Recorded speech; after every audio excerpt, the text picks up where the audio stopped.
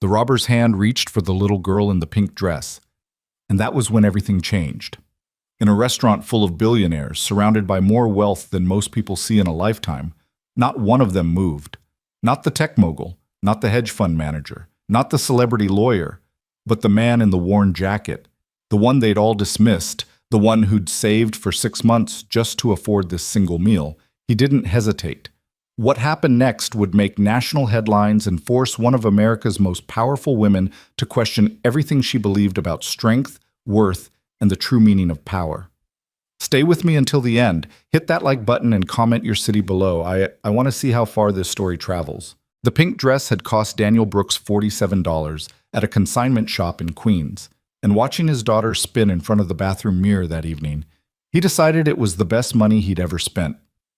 "Do I look fancy enough, Daddy?" Emma asked, her 7-year-old eyes wide with a mixture of excitement and uncertainty. She'd pulled her dark hair into a ponytail by herself, slightly crooked with a few strands already escaping, and had insisted on wearing the small pearl earrings that had belonged to her mother. Daniel knelt down to her level, straightening the ribbon at her waist. "You look like a princess, sweetheart, the fanciest girl who's ever walked into that restaurant."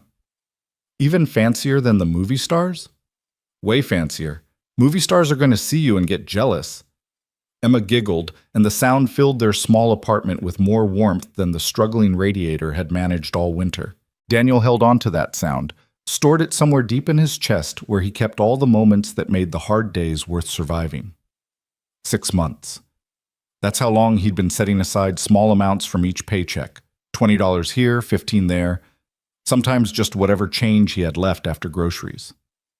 The jar on top of the refrigerator had grown slowly, coin by coin, until finally he'd counted it out on the kitchen table and realized he had enough. Enough for one night. One special night at Les Bernardins, the restaurant Emma had seen in a magazine at the dentist's office and hadn't stopped talking about since. "The place where they fold the napkins like swans?" she'd asked him, showing him the glossy photograph of the elegant dining room. "Can we go there for my birthday, Daddy? Just to see what it's like?" He should have said no. He knew that. A responsible father would have suggested the diner on the corner, the one with the sticky menus and the birthday sundae that came with a candle. A responsible father would have explained that places like Le Bernardin weren't for people like them. But Emma had lost so much already. Her mother, her old house, her old school, most of her toys in the move to their cramped apartment. She never complained, never asked for anything, helped him fold laundry and wash dishes without being asked. At 7 years old, she carried weight that most adults would buckle under, and she did it with a smile. So Daniel had looked at that photograph of swan napkins and white tablecloths and said yes. Now standing in the doorway of their apartment in his one suit, bought secondhand for job interviews 3 years ago, slightly too big in the shoulders and shiny at the elbows, Daniel Brooks felt like a man preparing for battle. The reservation was at 8. The subway would take 40 minutes. He had exactly enough cash for the prix menu, water instead of wine, and a small birthday cake he'd asked the restaurant about when making the reservation. "Ready for your adventure?" he asked Emma, holding out his hand. She took it immediately, her small fingers wrapping around his with absolute trust. "Ready." They walked to the subway station together, Emma skipping slightly in her second-hand dress, Daniel carrying the weight of his own quiet determination. He knew what waited for them at that restaurant. He knew the looks they would receive, the subtle and not-so-subtle signals that they didn't belong. He'd seen those looks his entire life, at school functions in wealthy neighborhoods when he'd been a kid, at corporate offices during his brief time in the legitimate business world, even at his wife's hospital when the bills started piling up and the administrators' voices had grown colder. Daniel Brooks understood exactly what kind of world he was taking his daughter into tonight. But he also understood something else, something he'd learned in places far darker than any Manhattan restaurant. Discomfort was not the same as danger, and a little girl's birthday was worth 1,000 uncomfortable glances. The subway car was crowded with the usual evening mix, commuters heading home, couples heading out, a group of teenagers laughing too loud in the corner. Emma sat pressed against Daniel's side, watching the stations flash by with the wide-eyed wonder she brought to everything. "Daddy, do you think they'll really have swan napkins?" "I think they will, baby." "And the food comes on really small plates?" "That's what I've heard." Emma was quiet for a moment, processing this information with the gravity of a Supreme Court justice considering a constitutional question. Why do fancy people like tiny food? Daniel laughed. A real laugh. The kind that loosened something tight in his chest. You know, sweetheart, I have absolutely no idea. Maybe we'll figure it out tonight. Maybe it's because they have tiny stomachs, Emma reasoned, from wearing all those tight dresses. That's probably it. The train rattled through the darkness beneath Manhattan, and Daniel watched the reflection of his daughter's face in the black window. She looked so much like Sarah, the same dark eyes, the same slight upturn at the corner of her mouth when she was thinking hard about something. Sometimes looking at her was like looking at a ghost, and the grief would rise up so suddenly it stole his breath. But tonight wasn't about grief. Tonight was about a pink dress and swan napkins and watching his daughter's face light up at something beautiful. They emerged from the subway at 51st Street into the chaos of Midtown Manhattan on a Saturday evening. The buildings rose around them like canyon walls, glass and steel reflecting the last orange light of sunset. Emma gripped Daniel's hand tighter, overwhelmed by the scale of everything. "It's so big," she whispered. "It is," Daniel agreed. "But you're bigger than any building, you know that?" "Daddy, that doesn't make sense." "Sure it does. Buildings are just stone and steel. You're a whole person, with a whole universe inside your head. Dreams and memories and ideas. What's a building compared to that?" Emma considered this with typical seriousness. "I guess that makes sense. But buildings are still really tall." "Can't argue with that." They walked 3 blocks to the restaurant, past designer boutiques and jewelry stores with prices in the windows that made Daniel's stomach tighten. A woman in a fur coat brushed past them without a glance, trailing a cloud of perfume that cost more than Daniel made in a week. A town car pulled up to the curb ahead of them, discharging a man in a suit so perfectly tailored it looked like a second skin. This was a different world. A world where people worried about thread counts and vintage years rather than grocery bills and bus fare. Daniel had glimpsed this world before, usually from the outside looking in. Tonight, for one night, he and Emma were going to step inside. The restaurant entrance was discreet, elegant, announced by nothing more than a small brass plaque and a doorman in an impeccable uniform. Daniel felt the man's eyes sweep over him as they approached, taking in the worn jacket, the scuffed shoes, the little girl in the dress that was pretty, but clearly not expensive. The calculation was instant, automatic, and Daniel saw exactly when the doorman decided they must be in the wrong place. "Good evening," Daniel said, keeping his voice neutral. "We have a reservation. Brooks, party of 2, for 8 o'clock. Something flickered in the doorman's expression. Surprise, maybe, or reassessment. "Of course, sir. Right this way." The door opened, and Emma gasped. The interior of Le Bernardin was everything the magazine had promised and more. Soft lighting painted the high ceilings in warm amber. White tablecloths glowed like snow. And there, on every table, napkins folded into perfect origami swans. "Daddy," Emma breathed, squeezing his hand so hard it almost hurt. "Daddy, look." "I see, sweetheart." The maitre d' approached them, a slim man with silver hair and the cultivated patience of someone who dealt with both the very wealthy and the occasionally bewildered all evening. His eyes made the same sweep the doorman's had, the same instant assessment, but his smile remained professionally warm. "Mr. Brooks, welcome to Le Bernardin. Your table is ready, and this must be the birthday girl." Emma nodded, suddenly shy in the face of all this elegance. "Well then," the maitre d' continued, his smile becoming slightly more genuine, "I think we have a very special evening planned for you. If you'll follow me." They were led through the dining room, and Daniel felt the weight of attention settle on them like a physical force.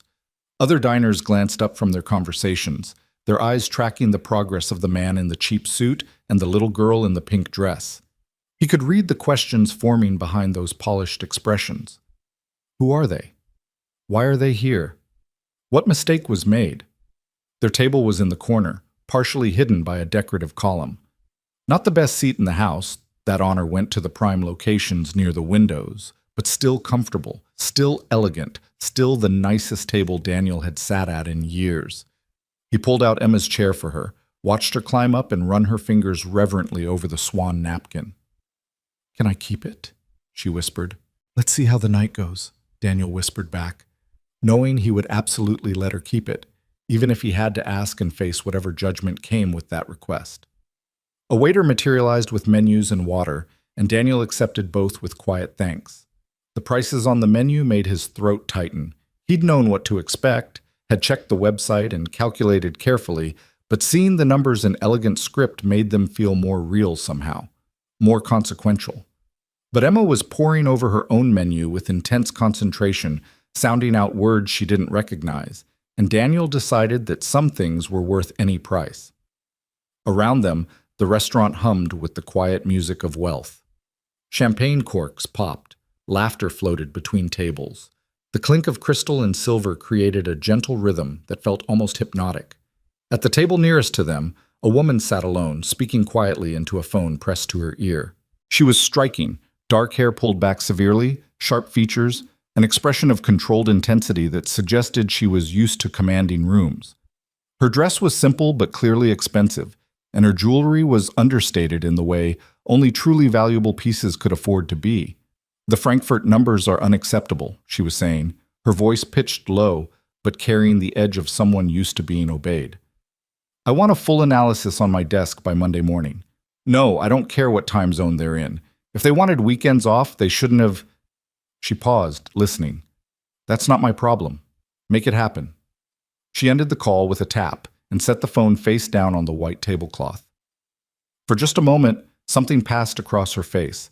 Exhaustion, maybe, or frustration, or the particular loneliness of people who have everything except anyone to share it with. Then her eyes swept the room, cataloging, assessing, and landed briefly on Daniel and Emma. The look lasted less than a second, but Daniel felt its weight. He saw the judgment, the dismissal, the instant conclusion that they were out of place here. The woman looked away, returned to her menu, and Daniel turned his attention back to his daughter. "What looks good, birthday girl?" Emma's forehead was creased with concentration. "I don't know what most of these words mean." "That's okay. Neither do I, honestly. But look." He pointed to a section of the menu. "They have fish here that they say is really, really good. And over here they have some pasta dishes." "What sounds nice?" "Can I get the pasta?" "You can get whatever you want. It's your birthday." Emma beamed, and the warmth of that smile pushed away the memory of the cold look from the woman at the next table. This was why they were here. Not to prove anything, not to pretend to be something they weren't, just to give a little girl one night of magic. The waiter returned and Daniel ordered carefully. The prix-fixe menu, as planned, with a few modifications for Emma's simpler tastes. The waiter didn't blink, didn't judge, simply wrote everything down with professional courtesy and glided away. "Daddy," Emma said, leaning forward with sudden intensity, "that lady's dress is really pretty." Daniel glanced at the woman at the next table, now examining something on her phone with the same intense focus she'd brought to her earlier call. "It is pretty," he agreed, "but she looks sad." "Does she?" Emma nodded with the certainty of 7-year-old wisdom. "Her eyes are sad, even when her face isn't. Like Mrs. Patterson at school when she talks about her cat that died. She smiles, but her eyes don't match." Daniel looked at his daughter with something approaching awe. Sarah had been like that too, able to see past the surface of people, to read the truth that hid behind carefully constructed masks. It was a gift, and also a burden. "Maybe she's just tired," Daniel said gently. "Some people have very tiring jobs." "What does she do?" "I don't know, sweetheart, but it sounds important." "Being important sounds exhausting." Daniel laughed softly. "You know what? You're absolutely right." The first course arrived, a tiny arrangement of something involving seafood and microgreens that looked more like art than food. Emma stared at it with barely contained wonder. "It's so small." "It is, but I bet it tastes really good." She took a careful bite, her expression shifting through several stages of processing before settling on surprised delight. "Daddy, it's so good." "Yeah?" "It tastes like the ocean, but nice, like if the ocean was a hug." "If the ocean was a hug," Daniel repeated, shaking his head with a smile. "I love the way your brain works, you know that?" More courses came. The dining room filled as the evening deepened. At the next table, the woman, Daniel had mentally started calling her the executive, had been joined by two men in equally expensive suits. Their conversation was all jargon and numbers, acquisitions and projections, the vocabulary of people who moved money around in amounts Daniel couldn't comprehend. But sometimes her eyes would drift, and she'd catch sight of Emma carefully cutting her pasta into tiny pieces, or asking Daniel to explain what reduction meant, or arranging her napkin swan just so. And each time something flickered across the executive's face. Curiosity, maybe, or something softer. The birthday cake arrived with a single candle, and Daniel watched Emma close her eyes to make her wish. He didn't ask what she'd wished for. He didn't need to. He knew it would be something selfless, something for him or for someone else, because that's who Emma was. That's who her mother had raised her to be in the precious years they'd had together. "Happy birthday, sweetheart," Daniel said quietly. "Thank you, Daddy. This is the best birthday ever." "Yeah? Yeah, even better than when I turned 5 and we had the butterfly cake, remember?" "I remember." Sarah had made that cake, had spent hours on the frosting butterflies, had laughed when the wings came out lopsided and called them unique. 3 months later, she'd been diagnosed. 18 months after that, she was gone. "I think Mommy would have liked it here," Emma said softly. "All the pretty things." Daniel reached across the table and covered her small hand with his. "She would have loved it, almost as much as she loved you." The restaurant had reached its peak now, every table occupied, the noise level rising to a cultured hum. The wealthy and powerful of Manhattan were out in force. Daniel counted at least 3 faces he recognized from magazine covers and news broadcasts. A tech billionaire holding court near the window, a celebrity chef at a corner table, a senator laughing too loud at his own jokes near the bar. And in the middle of it all, a single father and his daughter eating birthday cake and talking about butterflies.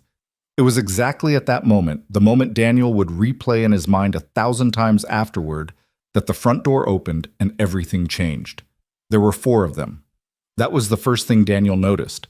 4 men in black clothes and ski masks, moving with the kind of coordination that spoke of planning and practice. The second thing he noticed was the guns.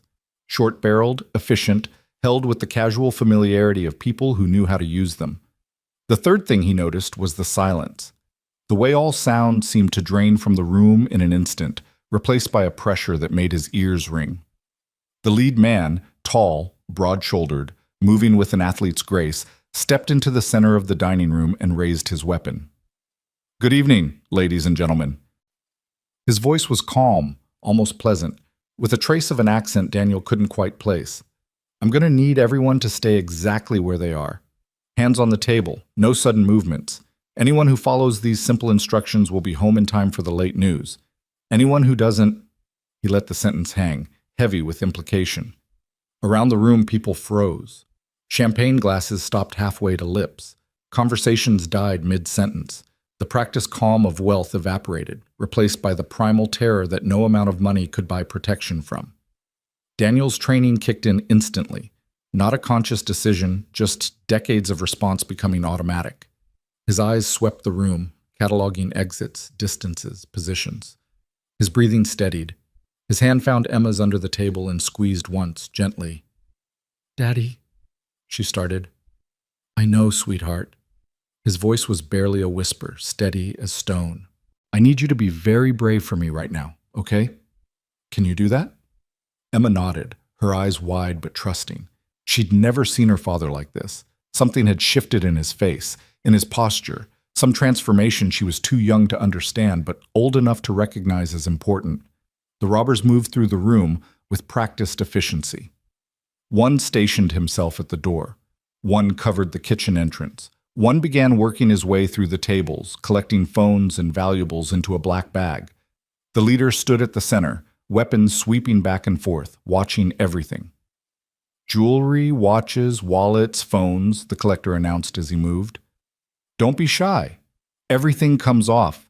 Consider it a donation to a worthy cause." A woman near the front started crying softly. Her husband reached for her hand and one of the gunmen shouted a warning. The husband froze. The crying continued. "Now, now," the leader said, his voice carrying that same terrible pleasantness. "Let's everyone stay calm. This doesn't have to be unpleasant. We'll be out of your hair shortly. Think of it as the cost of an evening's entertainment. He moved through the room with unsettling casualness, studying faces, assessing net worth with the practiced eye of a predator. When he reached the executive's table, he paused. Well, well, Claire Vaughn herself. He sounded genuinely pleased. I thought I recognized you from the pictures. CEO of Vaughn Tech, net worth. What is it now? 12 billion? 14? Claire Vaughn, the woman Daniel had been watching all evening, looked up at the masked man with an expression of controlled fury. Whatever you think you're going to accomplish here. What I'm going to accomplish, the leader interrupted smoothly, is relieving you and your friends of some truly lovely accessories. Starting with that Watt. Is that the new Patek Philippe? I believe it retails for around 400,000. He reached down and grabbed her wrist, and Daniel watched something crack in Claire Vaughn's composure. For all her power, for all her billions, she was just as helpless as everyone else in this room. The realization was visible on her face, horror mixing with shame, mixing with rage. Please, someone said from across the room. Shut up, one of the other gunmen snapped. The collector had reached Daniel and Emma's table. He looked down at them with eyes that were impossible to read behind the ski mask, then made a dismissive sound. Not much here, he called out to the leader. Looks like the help wandered in by mistake. Laughter from the other gunmen. Daniel said nothing, keeping his body between Emma and the collector, keeping his hands visible, keeping his breathing steady. The leader turned from Claire Vaughn and walked over, curiosity apparently piqued. He studied Daniel for a long moment, the cheap suit, the worn shoes, the obvious lack of wealth. Now this is interesting, he said slowly. You're definitely not our usual clientele, friend. What brings you to Le Bernardin tonight? Special occasion? Daniel kept his voice neutral. My daughter's birthday. Your daughter's birthday? The leader looked down at Emma, and Daniel felt every muscle in his body coil tight. Isn't that sweet? Daddy saved up all his pennies to show his little girl how the other half lives. How much did this cost you? A week's pay? 2? Daniel didn't answer. I bet you thought this would be special, the leader continued, circling their table slowly. One night of pretending you belong here. One night of letting your kid dream about a life she'll never have. Did you know that the price of dinner at this restaurant could feed a family for a month? Did you think about that as you sat here playing dress-up with the rich folks? I thought about giving my daughter a happy birthday, Daniel said quietly. That's all. The leader laughed. It wasn't a cruel sound exactly, more amused, as if Daniel had said something genuinely funny. A happy birthday. Right.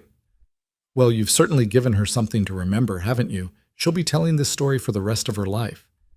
I was at Le Bernardin when it got robbed. Daddy just sat there and did nothing. Emma's hand tightened on Daniel's. He could feel her trembling.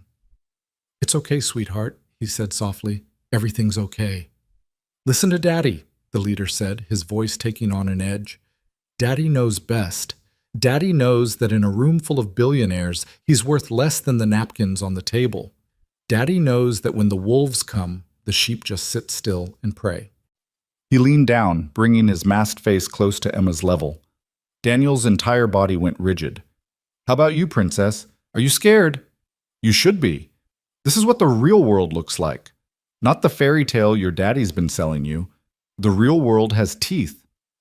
Don't talk to her, Daniel said. The words came out flat, hard, with an edge that made the leader pause.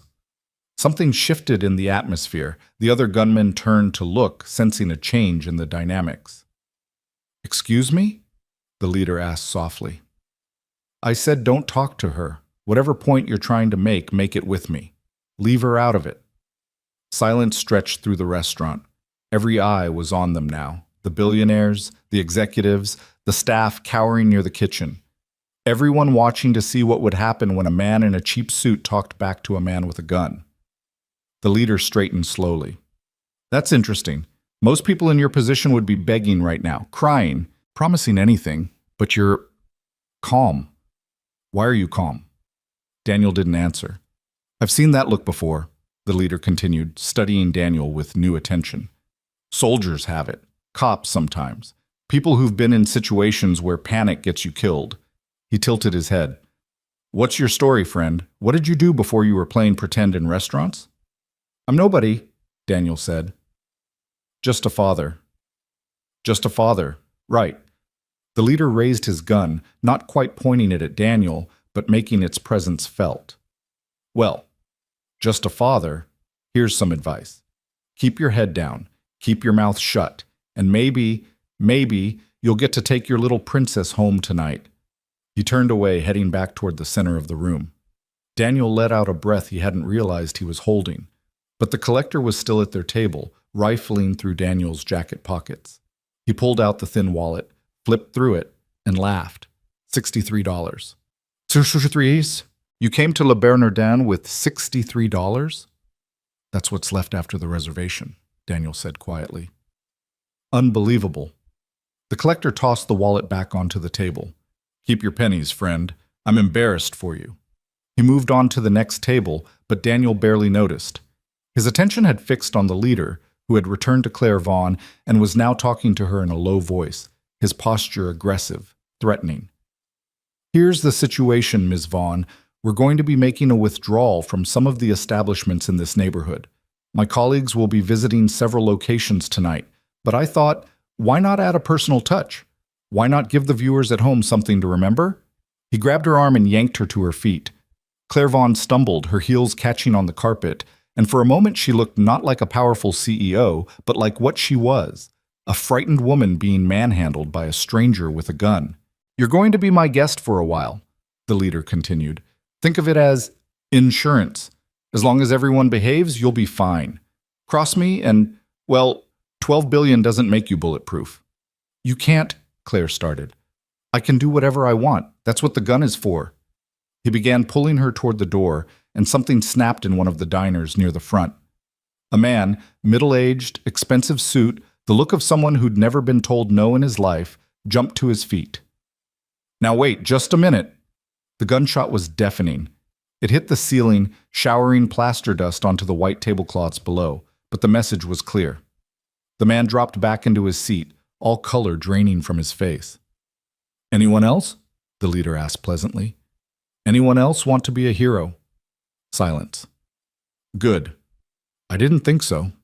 He continued toward the door with Claire, and Daniel watched them go, his mind running calculations he'd hoped never to run again. 4 gunmen, 3 exits he could see, maybe 30 civilians, 1 child he absolutely could not put at risk. His training screamed at him to act. Every instinct honed over years of situations far worse than this told him there were openings, opportunities, ways to turn the tables. But those instincts had been formed in a different life, before Sarah, before Emma, before he'd learned that there were things more important than winning. Daddy? Emma's voice was tiny, trembling. Daddy, I'm scared. Daniel pulled her close, wrapping his arms around her, shielding her from the sight of the woman being dragged toward the door. I know, baby, I know. It's going to be okay. Promise? He held her tighter, watching over her shoulder as the gunmen secured their hostage and prepared to leave. Watching as Claire Vaughn, billionaire CEO, looked back at the room full of wealthy people who were doing nothing to help her. Watching as her eyes, briefly, met his. In that moment, Daniel Brooks made a decision. Some promises were worth everything to keep. The leader had almost reached the door when one of the other gunmen called out, "Boss, we got a problem. Someone triggered the silent alarm. Cops are on their way." A ripple of tension passed through the robbers. The leader cursed under his breath, his grip on Claire tightening. How long? 5 minutes. Maybe less. Then we adapt. Everyone. He raised his voice, addressing the room. We're going to be moving faster than planned. Anyone who gets up, anyone who tries to run, anyone who does anything I don't like, they become an example. Understood? Nods all around. Fearful, compliant, defeated. Good. Let's go. He started toward the door again, dragging Claire with him, but in his haste, he passed close to Daniel's table. Too close. His attention was on the door, on the timeline, on the sound of approaching sirens that everyone could now hear in the distance. He wasn't watching Emma. He wasn't watching when his coat brushed against the back of her chair. He wasn't watching when she flinched away from him, knocking over her water glass with a crash of shattering crystal. The leader spun at the sound, startled, his weapon swinging toward the source of the noise. And in that moment of distraction, his eyes found Emma, small and trembling and terrified in her pink birthday dress. "What the?" He reached toward her instinctively, whether to grab her or push her away. It was impossible to know. He never made contact. Daniel moved. Not the careful, measured movements he'd been using all evening. This was something else entirely. Something faster. Something that had been sleeping inside him for years. Awakened now by the sight of a hand reaching toward his daughter. He caught the leader's wrist an inch from Emma's shoulder, twisted, and heard the snap of bone. The gun fell. The screaming started. And Daniel Brooks, who had spent so long being invisible, finally showed everyone in that restaurant exactly who he really was. The moment stretched out like honey, time bending and warping as everything changed. In the chaos that followed, witnesses would struggle to describe what they'd seen, a blur of motion, a series of impacts, 4 armed men brought down by a single figure in a worn suit. But Emma Brooks, age 7, would remember her father's face in that moment with perfect clarity. Not angry, not afraid, just absolutely, completely certain of what needed to be done. She would remember thinking, "This is who Daddy really is." She would remember being proud. The gun clattered against the marble floor with a sound that seemed impossibly loud in the sudden silence, and Daniel was already moving before it stopped spinning. His body remembered what his mind had tried to forget: the angles, the distances, the precise amount of force needed to incapacitate without killing. 8 years since he'd left that life behind. 8 years of changing diapers and making school lunches and pretending to be ordinary, and still his muscles knew exactly what to do.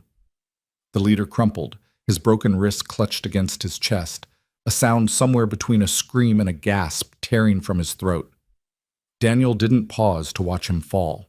The other 3 gunmen were already reacting, their weapons coming up, their training, whatever training they had, kicking in too slow. The nearest one was the collector, the one who'd laughed at Daniel's $63. He was 4 feet away, turning, his finger finding the trigger.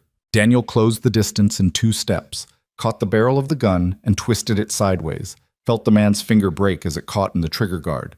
A palm strike to the solar plexus dropped him gasping to his knees. 2 seconds, 2 men down. The 3rd gunman was smarter. He'd created distance, backing toward the kitchen entrance, using a table full of cowering diners as a shield. His weapon was up and steady, pointed directly at Daniel's center mass. "Don't move!" he shouted, his voice cracking with sudden fear. "Don't you move, or I swear to—" Daniel moved. He grabbed a serving tray from the nearest table and sent it spinning through the air like a discus. The gunman flinched, his shot going wide, punching through a window with a crash of glass. In the half-second it took him to recover, Daniel had crossed the distance between them, coming in low under the arc of the weapon, driving his shoulder into the man's midsection with the force of absolute commitment. They hit the ground hard, and Daniel felt something crack. A rib, maybe? Or the gunman's collarbone. It didn't matter. What mattered was the weapon, which he stripped away with practiced ease, ejecting the magazine and clearing the chamber in a single fluid motion before tossing the pieces in opposite directions. 3 seconds. 3 men down. The 4th gunman was at the door, the one who'd been standing guard. He had Claire Vaughn by the hair now, a gun pressed against her temple, his eyes wild with the particular terror of a man watching his carefully planned operation fall apart. "Stay back," he screamed. "Stay back or I'll kill her. I swear I'll do it." The restaurant had erupted into chaos around them. People were screaming, crying, diving under tables. Someone had knocked over a candle, and a small fire was spreading across a tablecloth. The approaching sirens were much louder now, blocks away at most. Daniel stopped. He stood in the center of the dining room, breathing hard, his cheap suit torn at the shoulder, his knuckles bleeding from impacts he barely remembered making. Around him 3 men lay groaning on the floor, their weapons scattered, their threat neutralized. But the 4th man still had the gun, still had the hostage. "I mean it," the gunman said, his voice rising toward hysteria. "I'll blow her head off. I don't care anymore. This was supposed to be easy. This was supposed to be easy." Daniel's voice was calm, steady, a sharp contrast to the chaos around them. "You walked into a room full of people with guns drawn. You threatened children. Nothing about this was ever going to be easy. Shut up, shut up. The gunman pressed the barrel harder against Claire's temple. She whimpered, a small sound, involuntary, stripped of all her corporate armor. You don't understand. You don't know what's at stake. I know exactly what's at stake. Daniel took a small step forward. I know you're scared. I know this isn't how you planned it. And I know that if you pull that trigger, you'll never leave this room alive. The cops aren't here yet. I'm not talking about the cops. Something in Daniel's voice made the gunman pause, made him really look at the man standing before him, the worn suit, the bleeding knuckles, the absolute stillness that radiated not fear, but something far more dangerous. Certainty. Who are you? The gunman whispered. Daniel didn't answer. Instead, he glanced toward his table, where Emma sat frozen, her small hands gripping the edges of her chair, her eyes fixed on him with an expression he couldn't quite read. Trust, maybe. Or awe. Or something in between. He'd promised her everything would be okay. He'd meant it. Here's what's going to happen, Daniel said, returning his attention to the gunman. You're going to let her go. You're going to put down the weapon, and then you're going to lie face down on the floor with your hands behind your head. The police will be here in less than a minute. If you cooperate, you live. If you don't, he left the sentence unfinished. You're bluffing. You won't risk her life. You're right. I won't. Daniel's eyes never wavered. That's why I'm giving you a choice. Because I don't want to kill you. I've done enough killing for one lifetime. But if you hurt that woman, if you make me choose between her life and letting you walk out of here, I need you to understand something very clearly. He took another step forward. The gunman's hand was shaking now, the gun wavering against Claire's temple. I will choose her. Every time. And there is nowhere on this earth you could run that I wouldn't find you. The silence stretched between them like a wire pulled taut. The sirens were right outside now, the flash of red and blue lights visible through the shattered window.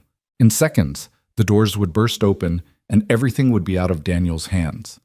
The gunman's eyes darted toward the window, toward the lights, toward the future that was closing in on him with every passing second. Daniel could see the calculation happening behind those desperate eyes, the weighing of options, the search for escape, the slow, terrible realization that there was none. I didn't want this, the gunman said, his voice cracking. I didn't want any of this. Tony said it would be simple. In and out. Nobody gets hurt. Tony's the one with the broken wrist? A jerky nod. Tony lied to you, but that doesn't have to be the end of your story. Put down the gun. Let her go. Show them you're not a killer. The gun wavered. Claire's eyes were squeezed shut, tears streaming down her face, her lips moving in what might have been prayer or simply terror-given voice. I can't go to prison. I can't. You can survive prison. People do it every day. What you can't survive is what happens if you pull that trigger. Another moment of terrible stillness. The front doors burst open, and NYPD tactical officers flooded into the restaurant, weapons drawn, shouting commands that seemed to come from very far away. The gunman looked at Daniel one last time. Something passed between them, not understanding, exactly, but recognition. The acknowledgement of one desperate man by another, that sometimes there were no good choices, only less terrible ones. The gun clattered to the floor. Claire Vaughn collapsed as the arm around her throat released, and Daniel moved without thinking, catching her before she hit the ground, lowering her gently to the carpet as officers swarmed around them, shouting orders that blurred together into meaningless noise. It was over. Daniel knelt on the floor of the ruined restaurant, Claire Vaughn trembling in his arms, surrounded by police and broken glass, and the moaning of the men he'd defeated. The adrenaline was fading now, leaving behind the familiar hollow feeling of aftermath, the strange emptiness that came when violence ended, and you realized you were still alive. He looked up, searching through the chaos, and found Emma's face in the crowd. She was being ushered toward the door by a policewoman, but she'd turned back, looking for him, and when their eyes met, she raised one small hand in a wave. Daniel waved back. And then there were officers pulling him to his feet, asking questions he could barely process, leading him toward the door while someone else took charge of Claire Vaughn, and the chaos continued to swirl around them all, like water draining from a broken vessel. The night had only just begun. Outside, the scene was barely controlled pandemonium. Police cars lined the street, their lights painting everything in alternating waves of red and blue. Ambulances had arrived, their crews moving with practiced efficiency among the shaken diners who were being shepherded out of the restaurant in small groups. News vans were already setting up on the perimeter, their cameras hungry for whatever footage they could capture. Daniel was guided to the back of a police cruiser. Not arrested, the officer assured him, just separated while they figured out what had happened. He sat on the edge of the seat with the door open, watching the chaos unfold, searching the crowd for the only face that mattered. He found her standing near an ambulance, a shock blanket draped over her shoulders, a paramedic kneeling in front of her checking her vitals. She looked so small wrapped in that silver foil, like a fragile thing that might blow away in any strong wind. But her eyes were dry, and when she saw him looking, she smiled. That smile nearly broke him. A detective approached, middle-aged, weathered, with the tired eyes of someone who'd seen too much and expected to see more. He flipped open a notebook and studied Daniel with the particular attention cops reserved for people who didn't fit neatly into categories. "Hell of a thing in there," he said. "It was something," Daniel agreed. "Witnesses say you took down 4 armed men in about 5 seconds, single-handedly, while protecting a child and a room full of civilians." The detective let that hang in the air. "That's not something your average person can do." "I'm not average." "No, I don't imagine you are." The detective made a note in his book. "You want to tell me about your background, Mr. Brooks? Military? Law enforcement? Something else?" Daniel watched Emma across the crowded street. The paramedic had finished his examination and was offering her a juice box, which she accepted with the grave politeness she brought to all interactions with adults. "I was in the Army," Daniel said finally, "a long time ago." "What unit?" Daniel didn't answer. The detective nodded slowly, reading volumes into the silence. "Classified stuff, huh? The kind that doesn't show up in records?" "The kind I don't talk about." "Fair enough." The detective closed his notebook. "For what it's worth, Mr. Brooks, you saved a lot of lives tonight, including Claire Vaughn, who is, well, you probably know who she is, one of the most powerful women in tech.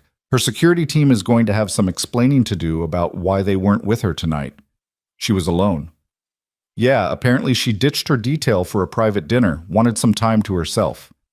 The detective's expression suggested he had opinions about billionaires who thought they were above needing protection. "Anyway, she's asking for you. Once the medics clear her, she wants to talk." "I need to see my daughter first." "Of course, take your time. We'll be here a while yet." Daniel stood, and the detective stepped aside to let him pass.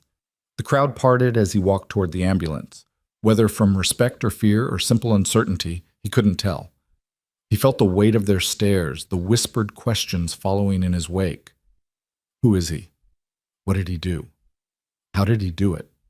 Questions he'd spent 8 years avoiding. Questions that would now demand answers. But all of that could wait. Right now, there was only Emma. She saw him coming and slid off the ambulance bumper, the shock blanket trailing behind her like a cape. She didn't run.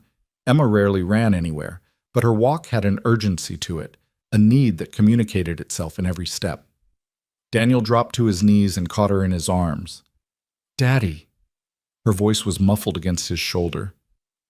"Daddy, you were like a superhero." He held her tighter, breathing in the scent of her hair, feeling her small heart beating against his chest. "I'm not a superhero, sweetheart. I'm just your dad." "But you stopped the bad guys. All by yourself. Everyone else was scared, but you weren't scared at all." Daniel pulled back just enough to look at her face. Her eyes were wide and wondering, but beneath the wonder he could see the questions forming. The questions he'd always known would come eventually. "I was scared," he said honestly. "I was terrified. But sometimes, when you're scared, you have to do hard things anyway, especially when someone you love is in danger." "Is that why you learned to fight? To protect people?" "Partly." Daniel brushed a strand of hair from her face. "It's complicated, baby. When you're older, I'll explain everything, I promise." "Do you promise? "I promise.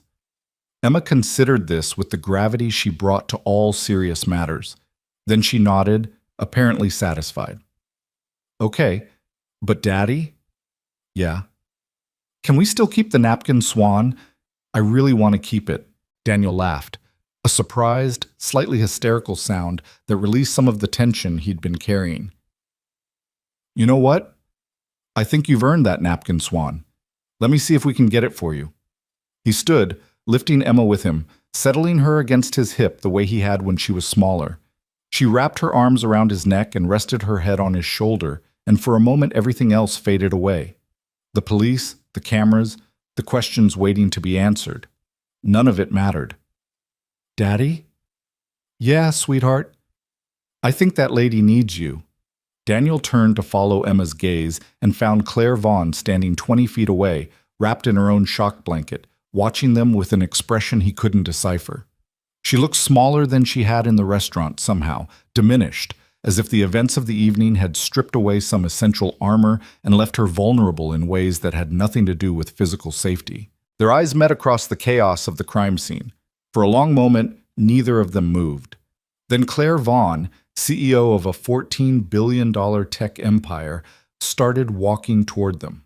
Her heels were gone, lost somewhere in the chaos, and she moved across the pavement in bare feet, her designer dress torn at the hem, her perfectly styled hair falling loose around her shoulders. She stopped a few feet away, and Daniel could see the tremor in her hands, the glitter of tears not quite suppressed in her eyes. "Mr. Brooks?" she said. Her voice was hoarse, stripped of the commanding edge it had carried during her phone call earlier. "I don't know what to say.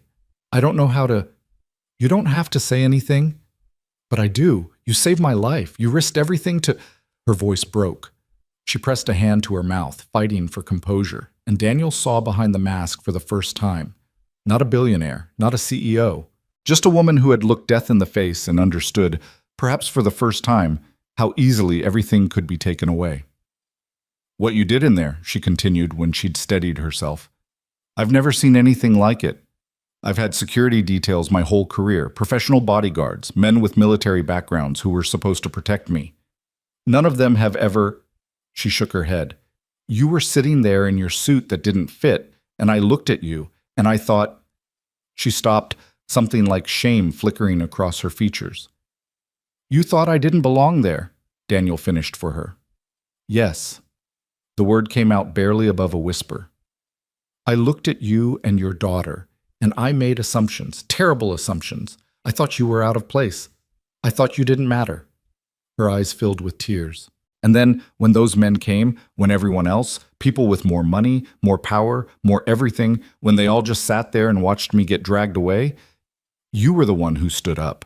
You were the one who risked your life, for a woman who'd spent the whole evening looking through you like you were invisible." Daniel shifted Emma to his other hip, considering his response.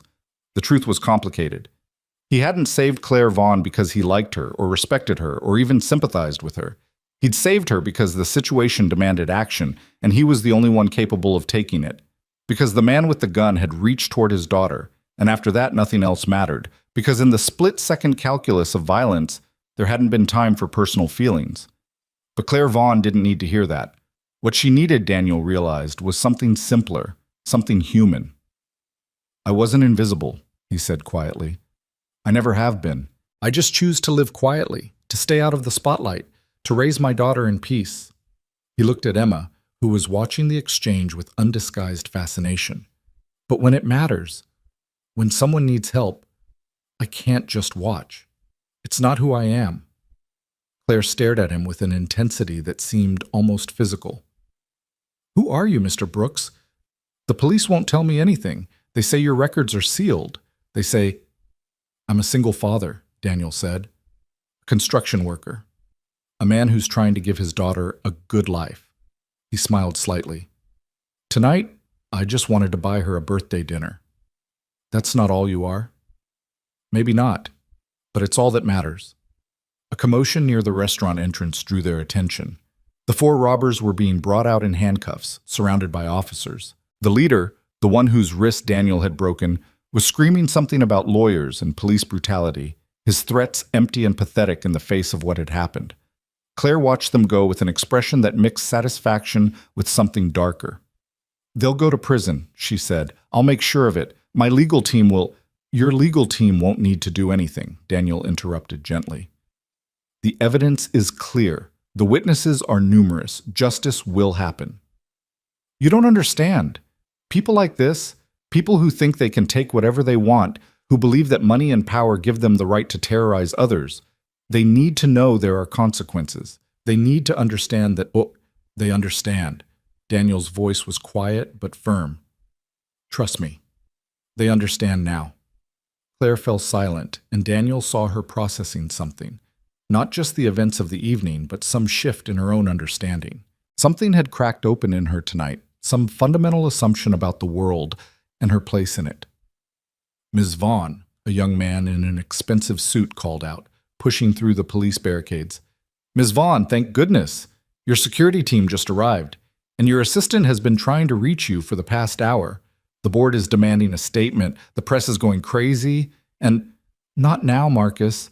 Claire's voice was flat, exhausted. Tell the board I'll call them tomorrow. Tell the press no comment, and tell my security team they're all fired. But Ms. Vaughn, I said not now.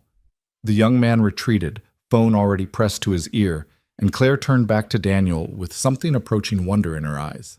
You have a daughter to take care of, she said.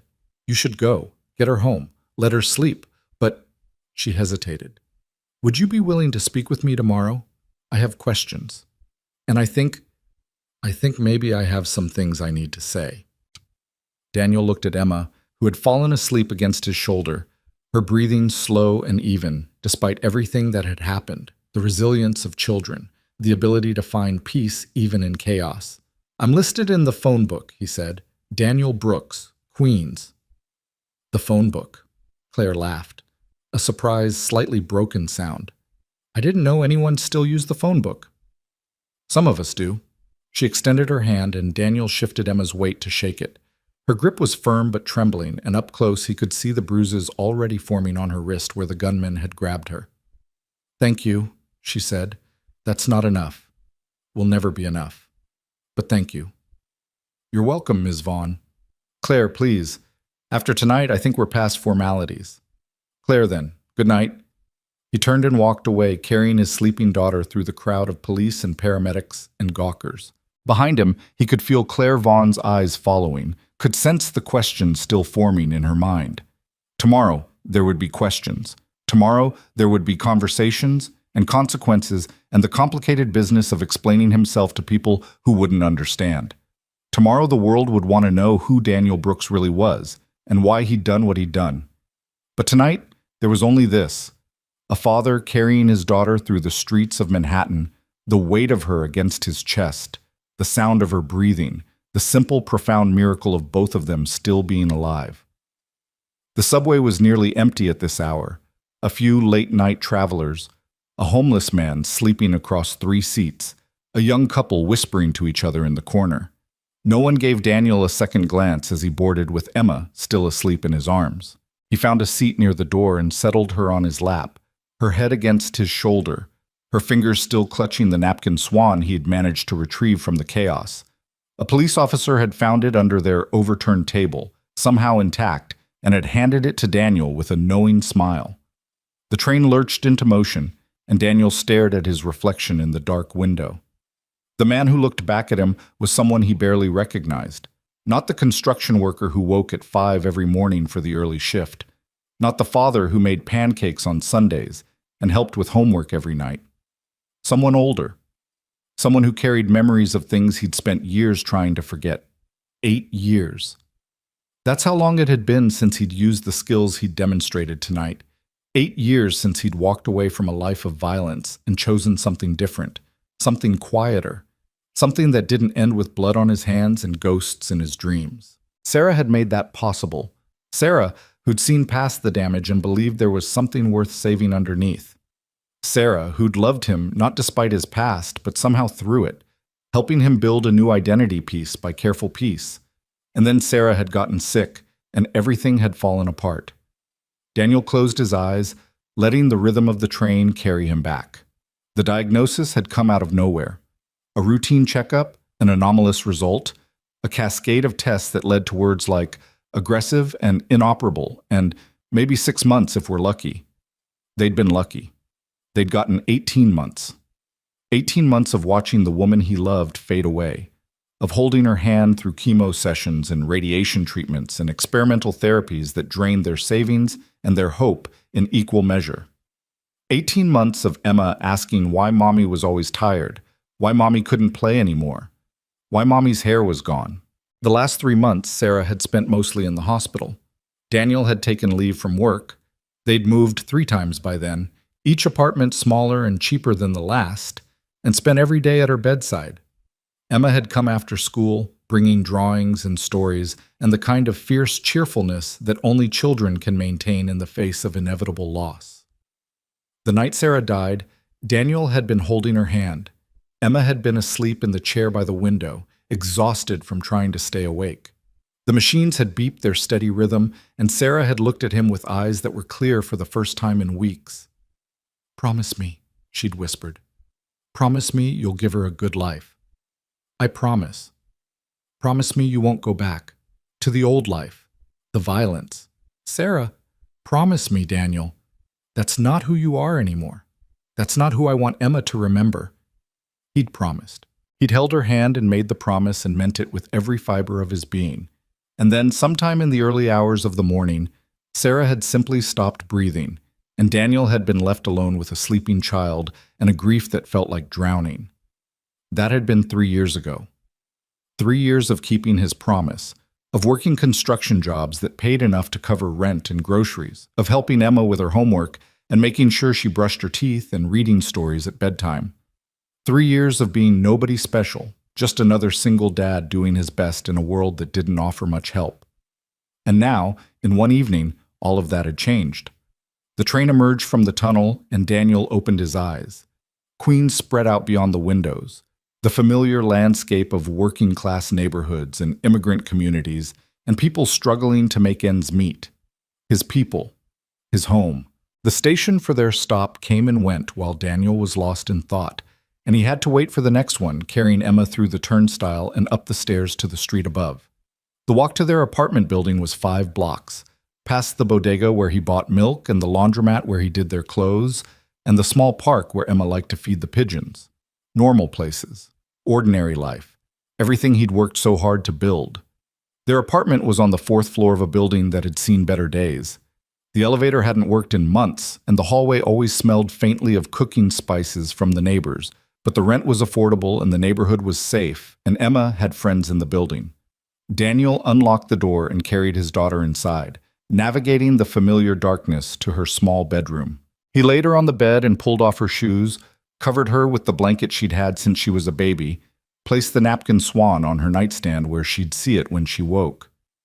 "Happy birthday, sweetheart," he whispered. Then he went back to the living room and sank onto the couch, and for the first time since the guns had appeared, he let himself fall apart. The tears came without warning, great racking sobs that shook his whole body that he muffled against a pillow so Emma wouldn't hear. He cried for Sarah, who wasn't here to help him navigate what came next. He cried for Emma, who'd seen things tonight that no 7-year-old should ever see. He cried for himself, for the man he'd tried so hard to leave behind, for the promises he'd made and the one he'd just broken. When the tears finally stopped, Daniel sat in the darkness and listened to his daughter breathing in the next room. The sound grounded him, brought him back to what mattered. He'd broken his promise to Sarah. He'd used the skills she'd made him swear to forget, but he'd done it to protect their daughter, to save innocent lives, to stop violence rather than cause it. Surely she would understand. Surely, wherever she was, she would know he'd had no choice. His phone buzzed in his pocket. He'd forgotten he still had it. The robbers hadn't bothered to take it once they'd seen how little he had. He pulled it out and looked at the screen. 17 missed calls, 43 text messages, most from numbers he didn't recognize. Someone had already leaked his name to the press. Daniel turned off the phone and set it on the coffee table. Tomorrow. He'd deal with it all tomorrow. For now, he sat in the darkness and watched the lights of the city through the window and tried to imagine what his life was going to look like when the sun came up. The first knock on his door came at 6 in the morning.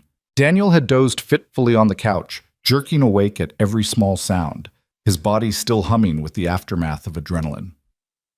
He was on his feet and moving before he was fully conscious, years of training overriding exhaustion. But it was just his neighbor, Mrs. Okonkwo, a Nigerian grandmother who'd lived in the building for 30 years. She stood in the hallway in her housecoat, her phone clutched in one hand, her eyes wide with something between excitement and concern. "Daniel," she said, "you're on the news, you're on all the news." "What happened? Are you okay? Is Emma okay?" Daniel leaned against the doorframe, rubbing his eyes. "We're fine, Mrs. Okonkwo. It's a long story. They're saying you stopped a robbery. They're saying you saved that rich woman, the one with the computer company. They're calling you a hero." "I'm not a hero. Don't tell me what you're not."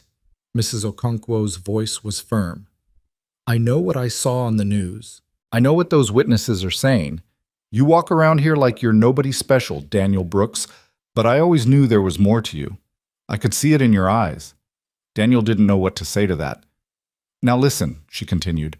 "I came to tell you there are reporters downstairs, a lot of them. My grandson says there are vans from every channel, and they're asking everyone about you. I told them nothing. It's none of their business, but you should know." "Thank you, Mrs. Okonkwo. And if you need me to watch Emma today, you just bring her over. She can play with my grandchildren. Keep her away from all this craziness." "I appreciate that. I really do." She patted his arm with the particular affection she showed to everyone in the building. "You're a good man, Daniel. Whatever you did in that restaurant, whatever they're saying on the news, you did it for the right reasons. I know that much."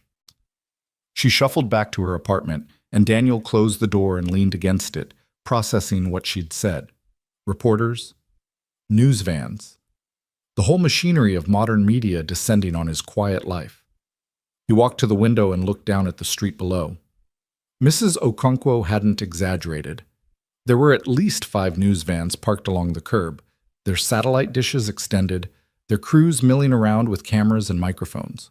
A small crowd had gathered on the sidewalk, neighbors, probably, curious about the sudden attention. As Daniel watched, one of the reporters looked up at his building, and for a moment their eyes seemed to meet. He stepped back from the window. "Daddy?" Emma stood in the doorway to her bedroom, still wearing her pink dress, the napkin swan clutched in her hand. Her hair was a mess from sleep, and there were pillow creases on her cheek. "Hey, sweetheart, how are you feeling?" "I had weird dreams." She patted across the room and climbed onto the couch beside him. "There were loud noises and people running, and you were there, but you looked different." "Different how?" Emma considered the question with her usual seriousness. "Bigger, kind of. Like you took up more space, and your face was—" She struggled for the word. "Hard. Like a statue." Daniel pulled her close, kissing the top of her head. "It was a scary night. It's okay to have bad dreams about it." "I'm not scared." She said it with such certainty that he almost believed her. "You were there. You fixed everything. I knew you would."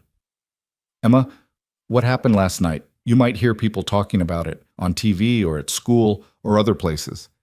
And I need you to understand that what I did, how I fought those men, that's not something I want you to think about as normal. I don't want you to think that violence is the answer to problems."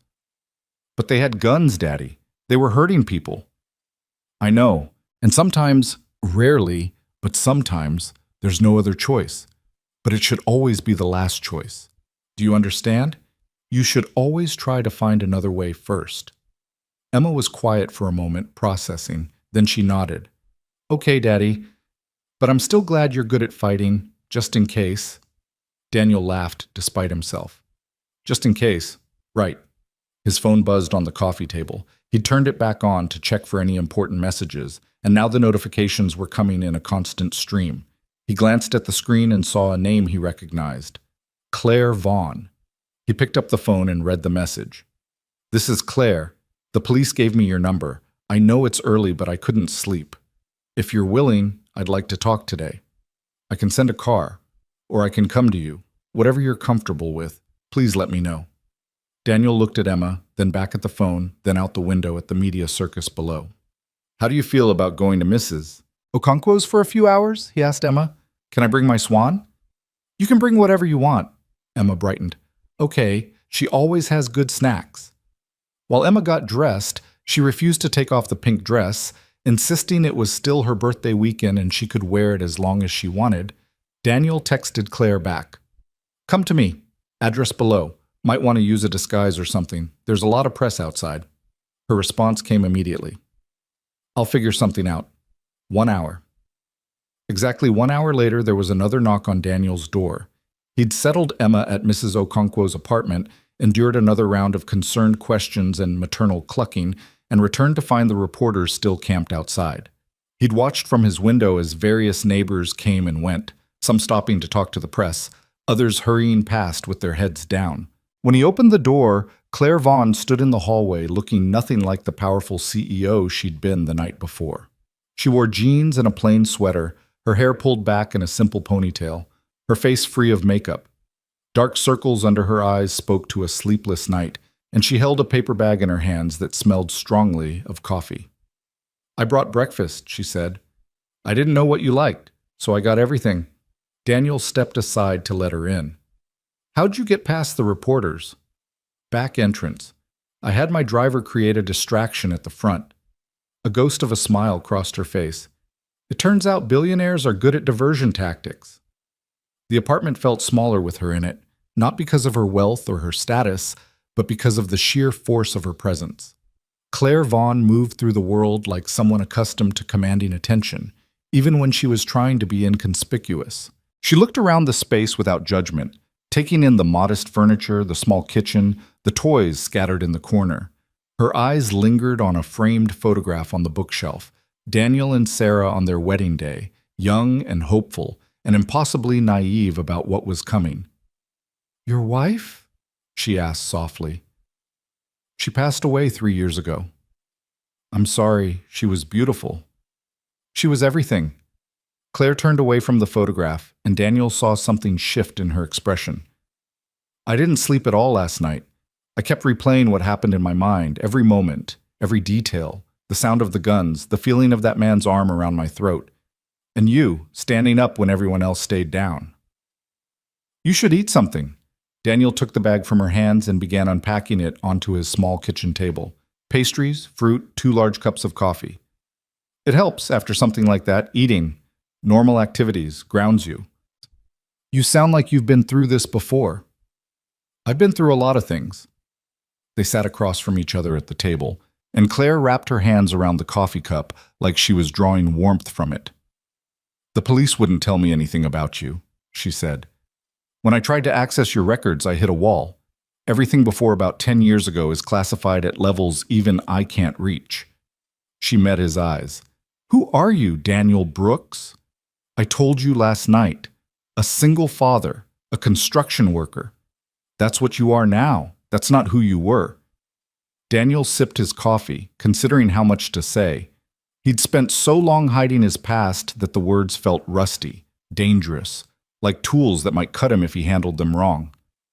Before my wife got sick, he said finally, before Emma was born, before any of this, I was someone else. I did things for my country that I can't talk about, things that required very specific skills, the kind of skills you saw last night. Special forces? Something like that. Why did you leave? Because I met Sarah. The name still hurt to say after all this time. Because she showed me there was another way to live. Because I was tired of death. Claire was quiet for a long moment. My whole life, she said slowly, I've believed that power comes from money, from influence, from the ability to move markets and make deals and control outcomes. I built my company on that belief. I surrounded myself with people who reinforced it. And now I don't know what I believe. She set down her coffee cup.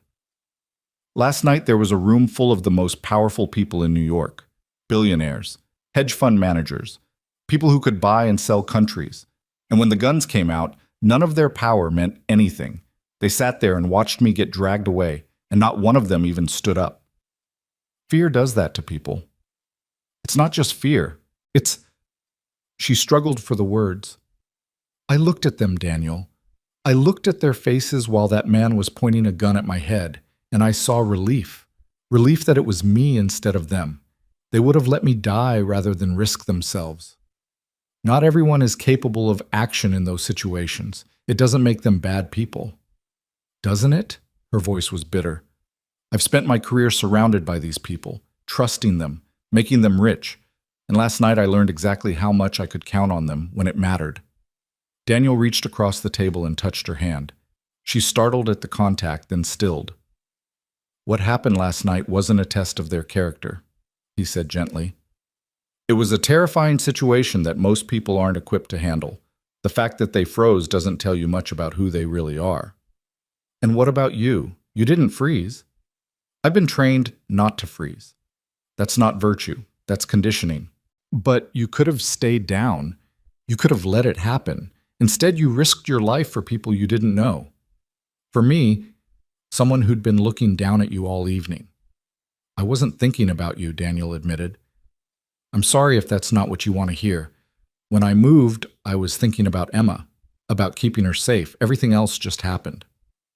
Something flickered across Claire's face, not hurt exactly, but perhaps a recalibration. That's honest, at least. I try to be. She pulled her hand back and picked up her coffee again. I want to help you, Daniel. You and your daughter. I know you didn't ask for anything, and I know you probably don't want charity, but I have resources and I want to use them to... No. The word came out harder than he intended. Claire blinked. I'm sorry? I don't want your money, Claire. I don't want your resources. What happened last night doesn't put you in my debt. I'm not trying to pay off a debt. I'm trying to...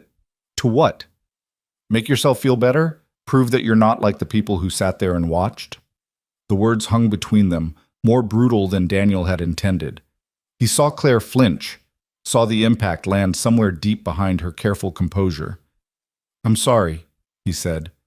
That was unfair. No. Her voice was thick. No, it was fair. You're right.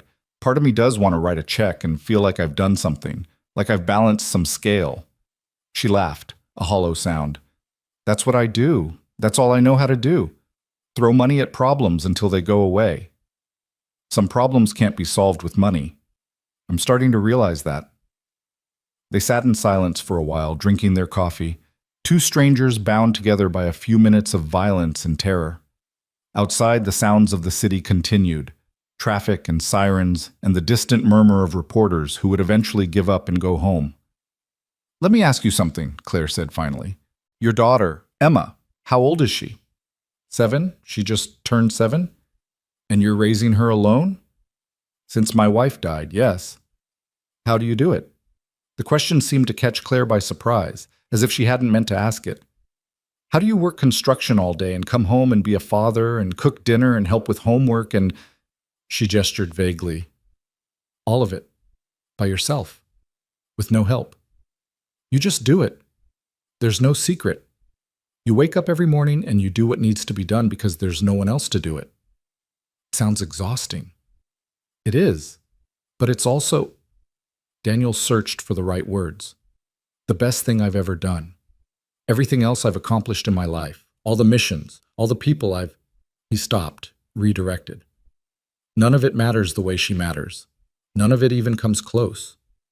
Claire stared at him with an intensity that felt almost physical. I've never wanted children, she said. I always thought they would slow me down. Get in the way of building my company, achieving my goals. I looked at people with families and saw them as less ambitious than me, less driven.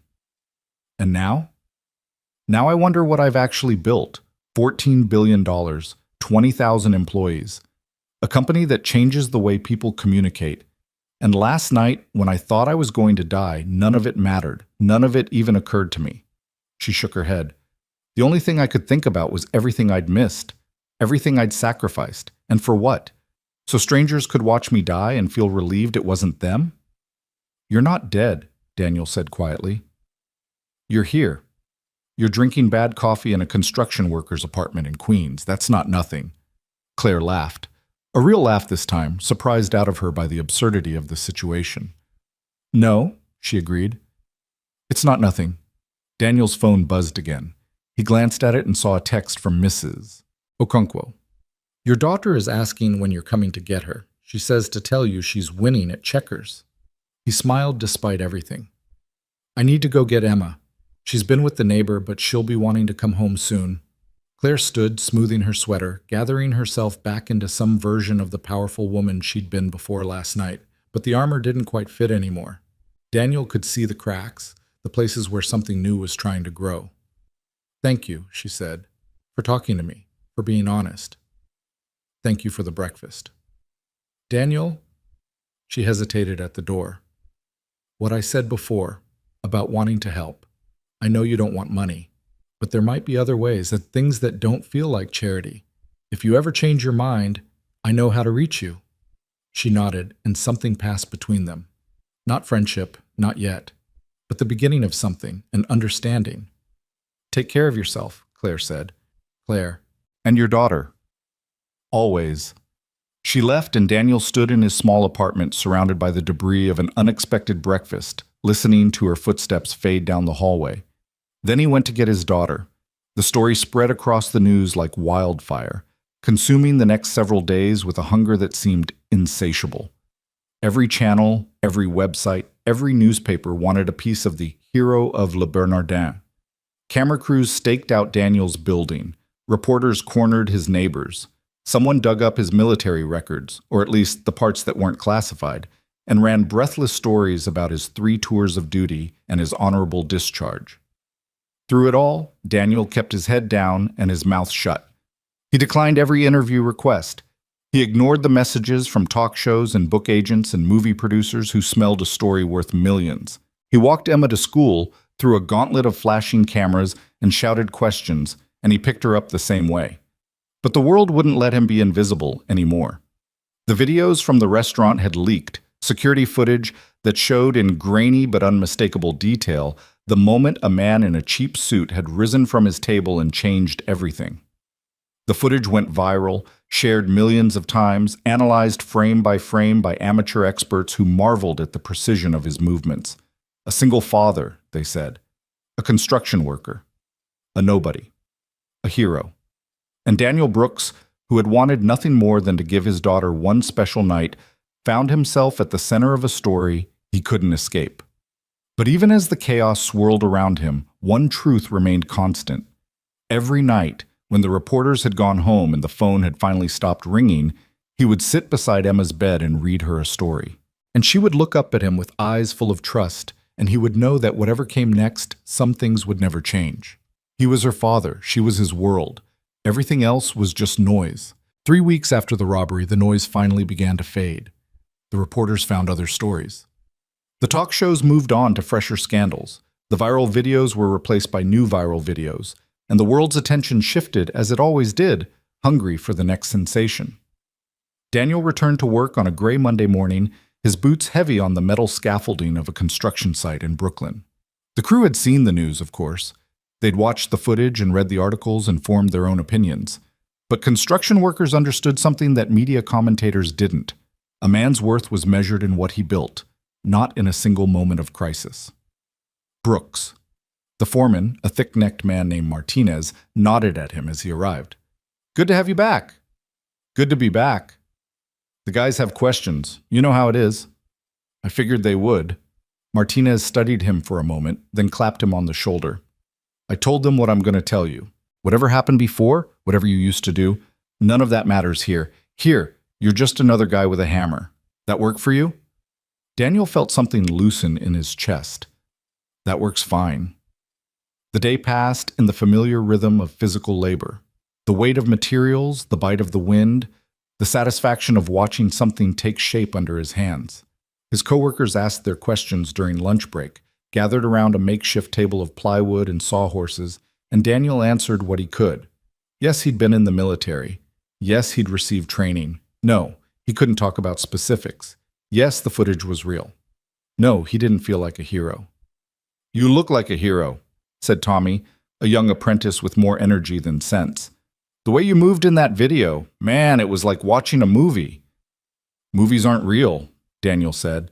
"What happened in that restaurant was ugly and scary, and I'm just glad no one got seriously hurt." "The bad guys got seriously hurt." "They made their choices. Choices have consequences." The conversation drifted to other topics. The game last night, someone's divorce, the usual complaints about management, and Daniel felt himself settling back into the anonymity he craved. Here, surrounded by men who worked with their hands and measured their days and completed tasks, the events at Le Bernardin seemed distant, almost unreal. But when the workday ended and he walked toward the subway station, his phone buzzed with a message that pulled him back into the world he'd been trying to escape. It was from Claire Vaughn. "I've been thinking about our conversation, about what you said about problems that can't be solved with money. I have an idea. Can we meet? Tomorrow, if possible. Not at your apartment, somewhere neutral. There's a coffee shop near your work, I believe. The one on 4th Avenue. Daniel stared at the message for a long moment. He'd thought about Claire over the past 3 weeks more than he wanted to admit. Not romantically. That part of him had closed when Sarah died. But with a kind of curious concern. She'd seemed so shaken that morning in his apartment, so genuinely uncertain about everything she'd built her life upon. He wondered if she'd managed to find her footing again, or if the cracks he'd seen were still spreading. He typed back, "Tomorrow works. 5:30 after my shift. I'll be covered in dust." Her response came immediately. "I don't mind dust." The coffee shop was called The Grind, a small establishment wedged between a laundromat and a bodega, popular with the construction workers and delivery drivers who populated this part of Brooklyn. It was the last place anyone would expect to find a tech billionaire, which Daniel suspected was exactly why Claire had chosen it. She was already there when he arrived, sitting at a corner table with her hands wrapped around a paper cup, wearing the same disguise of jeans and a plain sweater she'd worn to his apartment.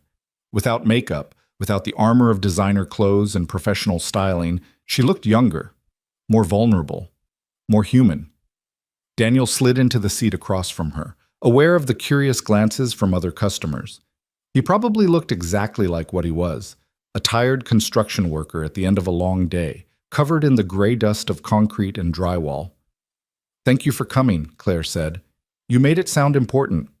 "It is. At least I think it is." She took a deep breath. "I've been doing a lot of thinking since we talked. About my life, about my company, about what actually matters." "And what did you conclude?" "That I've been building the wrong things." She said it simply, without drama, but Daniel could hear the weight behind the words. "I started Vaughn Tech when I was 23, a startup in a garage, the whole cliché. I had this vision of changing how people communicate, making the world more connected. And I did that. We built platforms that billions of people use every day. That's quite an achievement." "Is it?" Claire's laugh was bitter. "Those platforms have also been used to spread misinformation, to harass people, to radicalize angry young men into committing violence. For every connection we've enabled, we've also enabled isolation. For every community we've built, we've also torn ones apart." She shook her head. "I used to tell myself that the good outweighed the bad. The technology was neutral, and it wasn't my fault how people used it. But lately I'm not so sure." Daniel waited, sensing there was more. "The night of the robbery," Claire continued, "I kept thinking about legacy, about what I would leave behind if I died. And the answer was, what? A company that makes people spend more time looking at screens? Algorithms that have been optimized to make users feel inadequate so they keep scrolling? Stock options and board meetings and quarterly earnings calls?" She looked at him with something approaching desperation. "I'm 44 years old, Daniel. I have more money than I could spend in 100 lifetimes. And until 3 weeks ago, I thought that meant I was successful. What do you think now?" "I think I've been measuring success all wrong. I think I've been so focused on building wealth that I forgot to build anything that actually matters." She pulled a folder from her bag and slid it across the table. Daniel opened it to find a document dense with legal language and financial projections. "What is this?" "A proposal. For a foundation." Claire's voice steadied as she moved on to familiar ground, the terrain of plans and possibilities. "I want to create something real, something that helps people. Not in the abstract way that my company supposedly helps people, but in concrete, measurable ways." Daniel scanned the document. The numbers were staggering, hundreds of millions of dollars allocated for education, housing assistance, job training programs. But one line caught his attention and held it. "The Brooks Foundation?" "I know." Claire had the grace to look embarrassed. "I should have asked you first, but I wanted to show you a complete vision, something you could react to. If you hate the name, we can change it. If you hate the whole idea, we can start over. But I want you to be part of this, Daniel. Not as a charity case or a mascot, but as a partner. Why me? Because you understand something I'm only beginning to learn. She leaned forward, her intensity palpable. That night in the restaurant, you showed me what real strength looks like. Not money, not influence. Not the kind of power that comes from controlling markets or manipulating algorithms. Something simpler, something truer. She paused. You showed me that one person with the right skills and the right will can make a difference that all my billions couldn't. I was just protecting my daughter. You were protecting everyone in that room. You could have grabbed Emma and hidden. You could have waited for the police. Instead, you put yourself between danger and every single person there, including the woman who'd been looking down at you all evening. Daniel closed the folder and pushed it back across the table. I appreciate what you're trying to do, Claire. Really. But I'm not the right person for this. I'm a construction worker. I build things with my hands. I don't know anything about foundations or philanthropy, or neither do I. Not really, Claire smiled slightly. I know how to make money. I know how to run a company. But this is different. This is about actually helping people, one at a time, in ways that matter. And I think... She hesitated. I think I need someone who understands what it means to struggle, what it means to raise a child alone on a construction worker's salary, what it means to save for 6 months just to afford one special dinner. The reference stung, but Daniel recognized the truth in it. He did understand those things. He'd lived them. What exactly would you want me to do? Claire's eyes lit up. Help me design programs that actually work. Not the kind of top-down initiatives that look good in press releases but don't change anything. Real programs. Job training for single parents. After-school programs for kids in underserved neighborhoods. Emergency assistance for families facing eviction or medical crisis. She paused. I have the resources. You have the perspective. Together, maybe we can build something that matters. Daniel thought about Emma, about the struggles they'd faced over the past 3 years, about the other single parents in his building who were fighting the same battles with even fewer resources. He thought about Sarah, who had believed so fiercely in helping others, who had volunteered at shelters and tutoring programs even when she barely had time to sleep. If I did this, he said slowly, it would have to be on my terms. I keep my job. I keep my privacy. Emma stays out of the spotlight, and you don't put my name on anything without my approval. Agreed. And I'm not your employee. If I think you're doing something wrong, I'll tell you. If I think we're heading in the wrong direction, I'll push back. I'm not going to be a rubber stamp for your conscience. I would expect nothing less. Daniel studied her across the table. This woman who had seemed so untouchable just weeks ago, now sitting in a Brooklyn coffee shop trying to find meaning in a life defined by numbers and acquisitions. Something had genuinely shifted in her since that night. The cracks he'd seen were still there, but they'd become openings rather than weaknesses. Places where something new could take root. One more condition, he said. Name it. We start small, proof of concept, one neighborhood, one program. We see if it works before we try to change the world. Claire smiled, a real smile, the first he'd seen from her that wasn't tinged with irony or self-deprecation. I can work with that. They shook hands across the scratched surface of the coffee shop table, and Daniel felt something click into place. Not an ending, but a beginning. The start of something he couldn't quite envision yet, but that felt important in a way little had since Sarah died. There's one thing I don't understand, he said as they gathered their things to leave. You have an entire company of people who could help you with this. Consultants, advisors, experts in every field. Why come to me? Claire paused at the door, considering the question. Because they would tell me what I want to hear.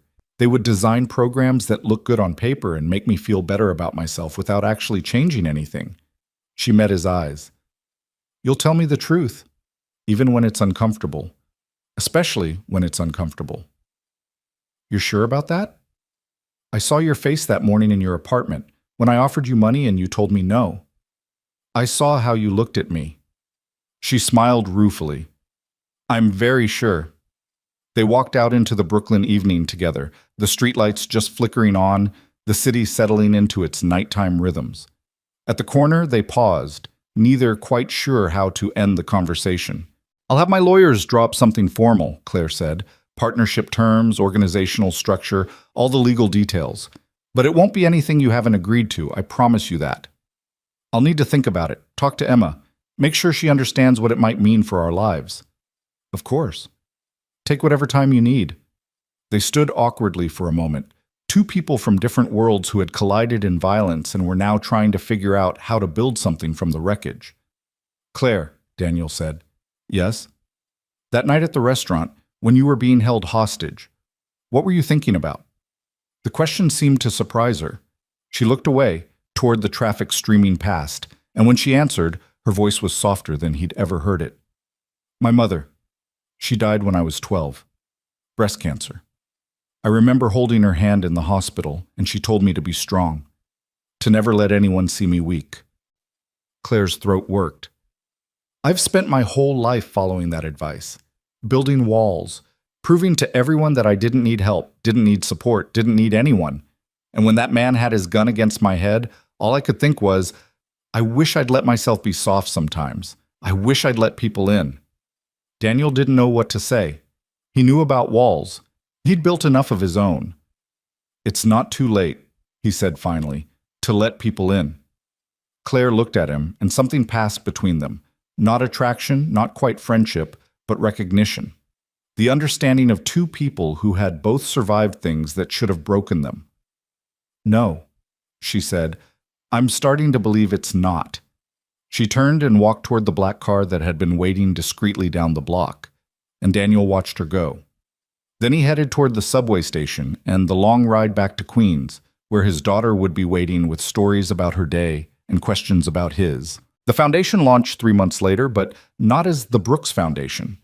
Daniel had insisted on a different name, something that didn't draw attention to him personally.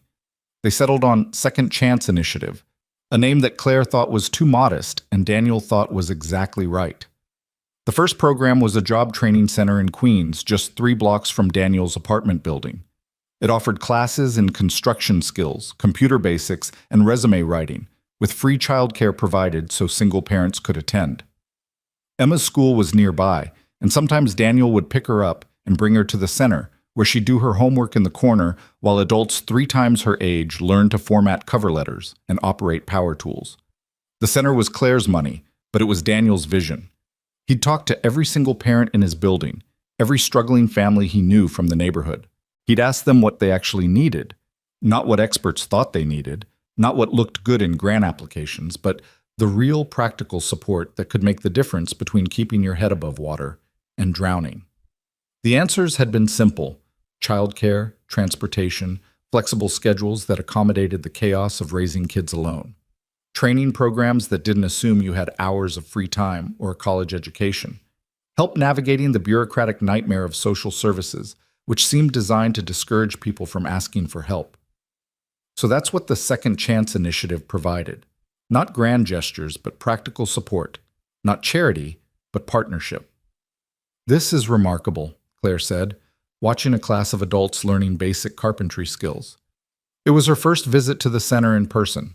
She'd been hands-off at Daniel's request, letting the programs develop organically without the pressure of a billionaire's presence. The engagement levels, the completion rates, they're 3 times higher than similar programs I've studied. "That's because we designed it with the people who'd actually use it," Daniel said. "Not for them. With them." Claire nodded slowly, processing. "I've been building companies for 20 years, hiring the best consultants, gathering the best data, making decisions based on analytics and projections, and I never once thought to just ask people what they needed. Different worlds. Worlds that shouldn't have been so different." Emma came running up, her backpack bouncing against her shoulders. "Daddy, Mrs. Okonkwo's daughter finished her resume and she got an interview. She said to tell you thank you." "That's wonderful, sweetheart. Tell her I said good luck." "Can I get a snack from the machine? I'm really hungry." Daniel dug in his pocket for quarters, and Emma scampered off toward the vending machine in the corner. Claire watched her go with an expression Daniel couldn't quite read. "She's grown since I last saw her." "They do that. Faster than you want them to." "Does she understand what happened at the restaurant?" Daniel sighed. "She understands more than I'd like. Kids at school have seen the videos. They ask her questions about her hero dad. She handles it better than I do, honestly. She's proud of you. She's 7. She thinks everything I do is impressive. He smiled slightly. Last week I fixed a leaky faucet and she acted like I'd cured cancer. Claire laughed, a genuine sound, warmer than anything he'd heard from her in their early conversations. The months had changed her, he realized, softened the sharp edges, loosened some of the armor she'd worn like a second skin. "Can I tell you something?" she asked. "Go ahead." "This is the most meaningful work I've ever done. Not because of the scale, God knows my company has done things at much larger scale, but because I can actually see the impact. Real people, real changes. Mrs. Okonkwo's daughter getting an interview, the father of 3 who just got certified in electrical work, the grandmother who learned to use a computer so she could video chat with her grandchildren overseas." Claire shook her head. "I used to measure success in quarterly earnings and user growth. Now I measure it in job placements and housing stability and children who have dinner on the table." "Is it enough?" Daniel asked. "For someone who spent her life chasing bigger achievements?" "It's more than enough. It's everything." They walked through the center together, Claire asking questions about the programs, Daniel answering with the easy competence of someone who knew every detail intimately. He'd found his purpose here, he realized. Not the violent purpose of his military years, not the desperate purpose of keeping his family afloat, but something quieter and more sustainable, something Sarah would have loved. "There's something I need to tell you," Claire said as they reached the front entrance. "Something I should have mentioned earlier." Daniel tensed. In his experience, sentences that started that way rarely led anywhere good. "The board has been pressuring me to step back from the company. They think I've lost focus. They think this," she gestured at the center around them, "is a distraction from my real responsibilities." "What do you think?" "I think they might be right about the first part. I have lost focus, at least on the things that used to matter to me." She smiled. "But I think they're completely wrong about what my real responsibilities are." "What are you going to do?" "I'm not sure yet. Maybe nothing. Maybe something drastic." She looked at him directly. "Would it change anything between us, our partnership, if I wasn't the billionaire CEO anymore?" Daniel considered the question seriously. Over the months they'd worked together, something had shifted in his understanding of Claire Vaughn. She wasn't just the powerful woman who'd looked through him at the restaurant anymore. She wasn't even just the shaken survivor who'd shown up at his apartment with coffee and vulnerability. She'd become something rarer, a genuine partner, someone he could disagree with honestly and work with productively. "It wouldn't change anything," he said. "This work doesn't need a billionaire. It needs someone who cares, someone who'll show up and do the hard parts, not just write checks." "Even if the checks get smaller?" "We started small for a reason. We can stay small if we have to." Claire's expression shifted, something complicated moving behind her eyes. "You're a good man, Daniel Brooks. Better than most people know." "I'm just a guy doing what he can." "That's exactly what makes you good." Emma came back with her snack, a package of crackers that she opened carefully, offering some to both of them before taking any herself. The generosity was so natural, so unconscious, that it made Daniel's chest ache with pride. "Ms. Claire," Emma said, settling into a chair with her crackers, "Daddy says you're going to help lots of families like us. Is that true?" Claire knelt down to Emma's level, a gesture that would have seemed calculated from the woman Daniel had first met, but now appeared completely genuine. "That's what we're trying to do, with your daddy's help." "Good." Emma nodded with the gravity of a 7-year-old delivering a verdict. "Some of the kids at my school don't have enough food sometimes. Maybe you can help them too." "We're going to try." And Marcus's mom had to leave her job because there wasn't anyone to watch Marcus after school, and now they might lose their apartment. "Can you help them?" "We're going to try," Claire repeated, her voice slightly rough. "Okay." Emma seemed satisfied. She returned her attention to her crackers, the weight of the world's problems set aside with the easy confidence of childhood. The belief that adults would handle things, that someone somewhere knew what to do. Daniel watched Claire watch his daughter, and he saw the exact moment something shifted in her. Not a dramatic transformation, but a quiet settling, a decision being made. I need to go, Claire said, straightening. Board call in an hour. But Daniel, can we talk more tomorrow? There are some things I'm considering. Changes. I'd value your perspective. I'll be here. She said goodbye to Emma, who waved cheerfully with a cracker-clutching hand and walked toward the door. At the threshold, she paused and looked back. Thank you, she said, for all of this, for giving me something worth caring about. Then she was gone, her black car pulling away from the curb, disappearing into the Queen's traffic like any other vehicle carrying any other person. But Daniel knew that whoever Claire Vaughn had been before, she was becoming someone new, someone shaped by the same events that had reshaped his own life. That night, after Emma was asleep, Daniel sat by the window of their apartment and looked out at the city lights. So much had changed since that birthday dinner, and yet the things that mattered most remained constant. He was still a father, still a man trying to do right by his daughter and his community, still carrying the weight of a past he couldn't discuss and a future he couldn't predict.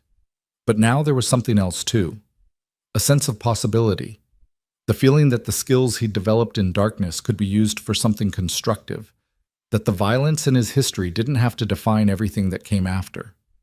He thought about Sarah, as he did every night, wondered what she would think of all this, the partnership with Claire, the work at the center, the way their daughter was growing up surrounded by people who were learning to build better lives. She would be proud. He was certain of that. Not of the headlines or the viral videos, but of the quiet work, the daily choices, the decision to take what he knew and use it to help rather than harm. 3 years since he'd lost her. 8 years since he'd left the life of violence. 7 years since Emma had come into the world and changed everything. And now, unexpectedly, something new was beginning. A chapter he hadn't anticipated, with a partner he never would have predicted, building something that might actually matter. Daniel's phone buzzed with a message from Mrs. Okonkwo. My daughter got the job. We're celebrating tomorrow. You and Emma must come for dinner. I won't take no for an answer. He smiled and typed back, We'll be there. Congratulations to Amara. Then he went to check on Emma one more time, standing in the doorway of her room and watching her sleep. The napkin swan from Le Bernardin sat on her nightstand, slightly crumpled now from months of handling, but still treasured. A souvenir from the night everything changed. Good night, sweetheart, he whispered. He closed her door gently and went to bed, knowing that tomorrow would bring new challenges and new opportunities, new chances to build and grow and help. The noise of the world had faded, but the work remained. And for the first time in a very long time, Daniel Brooks felt like he was exactly where he was supposed to be. The spring arrived slowly, softening the hard edges of the city with warmth and green. Emma turned 8 in March, and this time Daniel threw the party himself, a small gathering in the community center with friends from school and neighbors from the building and colleagues from the Second Chance Initiative. There were no fancy restaurants, no prix-fixe menus, no encounters with billionaires or armed robbers. Just pizza and cake and children running wild while the adults talked about ordinary things, work and weather, and the small victories and setbacks of daily life. Claire came, arriving without fanfare in her now familiar disguise of casual clothes and a ponytail. She brought a gift for Emma. Not something extravagant, but a set of art supplies that Daniel had mentioned his daughter wanted.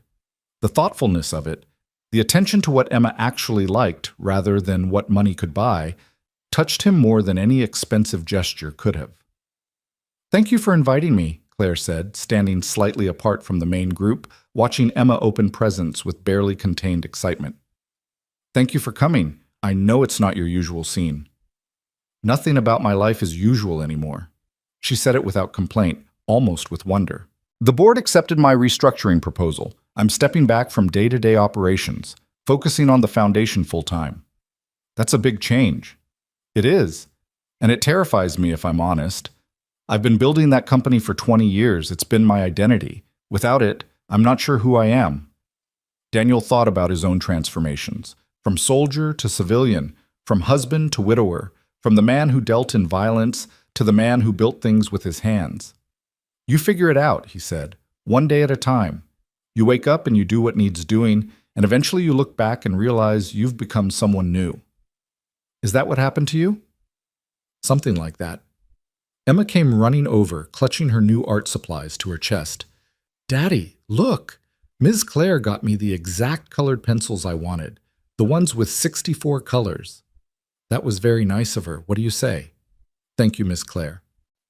Emma threw her arms around Claire's waist in a fierce hug, and Daniel watched something shift in Claire's expression, surprise giving way to warmth, her careful composure cracking open to reveal something tender underneath.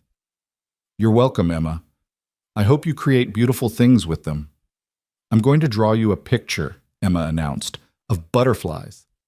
Because you like blue, and butterflies can be blue." "I would love that." Emma released her and dashed off to show her friends, leaving Claire standing in the wake of her small hurricane of energy. She looked slightly dazed, in the way that people unused to children often did after encountering Emma's particular force of nature. "She's remarkable," Claire said. "She gets it from her mother. I think she gets a lot of it from her father, too." The party continued into the early evening, and Daniel found himself watching the gathered crowd with a sense of quiet wonder. A year ago, most of these people had been strangers. Now they formed a community, not by accident of geography, but by the deliberate work of connection. Single parents who'd met at the job training center, kids who'd become friends through the after-school programs, neighbors who'd discovered common cause through crisis and stayed together through progress. This was what they were building, not just programs or initiatives, but the web of relationships that made life bearable, the quiet recognition that no one had to struggle alone. As the party wound down and guests began to leave, Mrs. Okonkwo pulled Daniel aside. "I want to thank you," she said, her voice low enough that others wouldn't hear, "for what you've done for my Amara, for all of us. It wasn't just me. It took a lot of people. Don't be modest. I've lived in this neighborhood for 30 years. I've seen programs come and go, government initiatives, charity efforts, people with good intentions who didn't understand what we actually needed." She shook her head. "This is different. You built something that works because you asked us what would work, because you treated us like partners, not problems." "That's what I learned from my wife," Daniel said. "She always said that people know what they need. You just have to be willing to listen. She must have been a wise woman. She was the best person I ever knew." Mrs. Okonkwo patted his arm with the maternal affection she showed to everyone in the building. "She would be proud of you, and proud of Emma. That girl is going to do great things someday." "I think so too." After everyone had gone and the community center had been cleaned up, Daniel walked Emma home through the spring evening. The streets of Queens hummed with their usual energy, people returning from work, children playing on stoops, the smell of a dozen different cuisines drifting from apartment windows. "Daddy," Emma said, her hand warm in his, "did you have a good time?" "I did. Did you?" "The best time." She was quiet for a moment, her young mind working through something.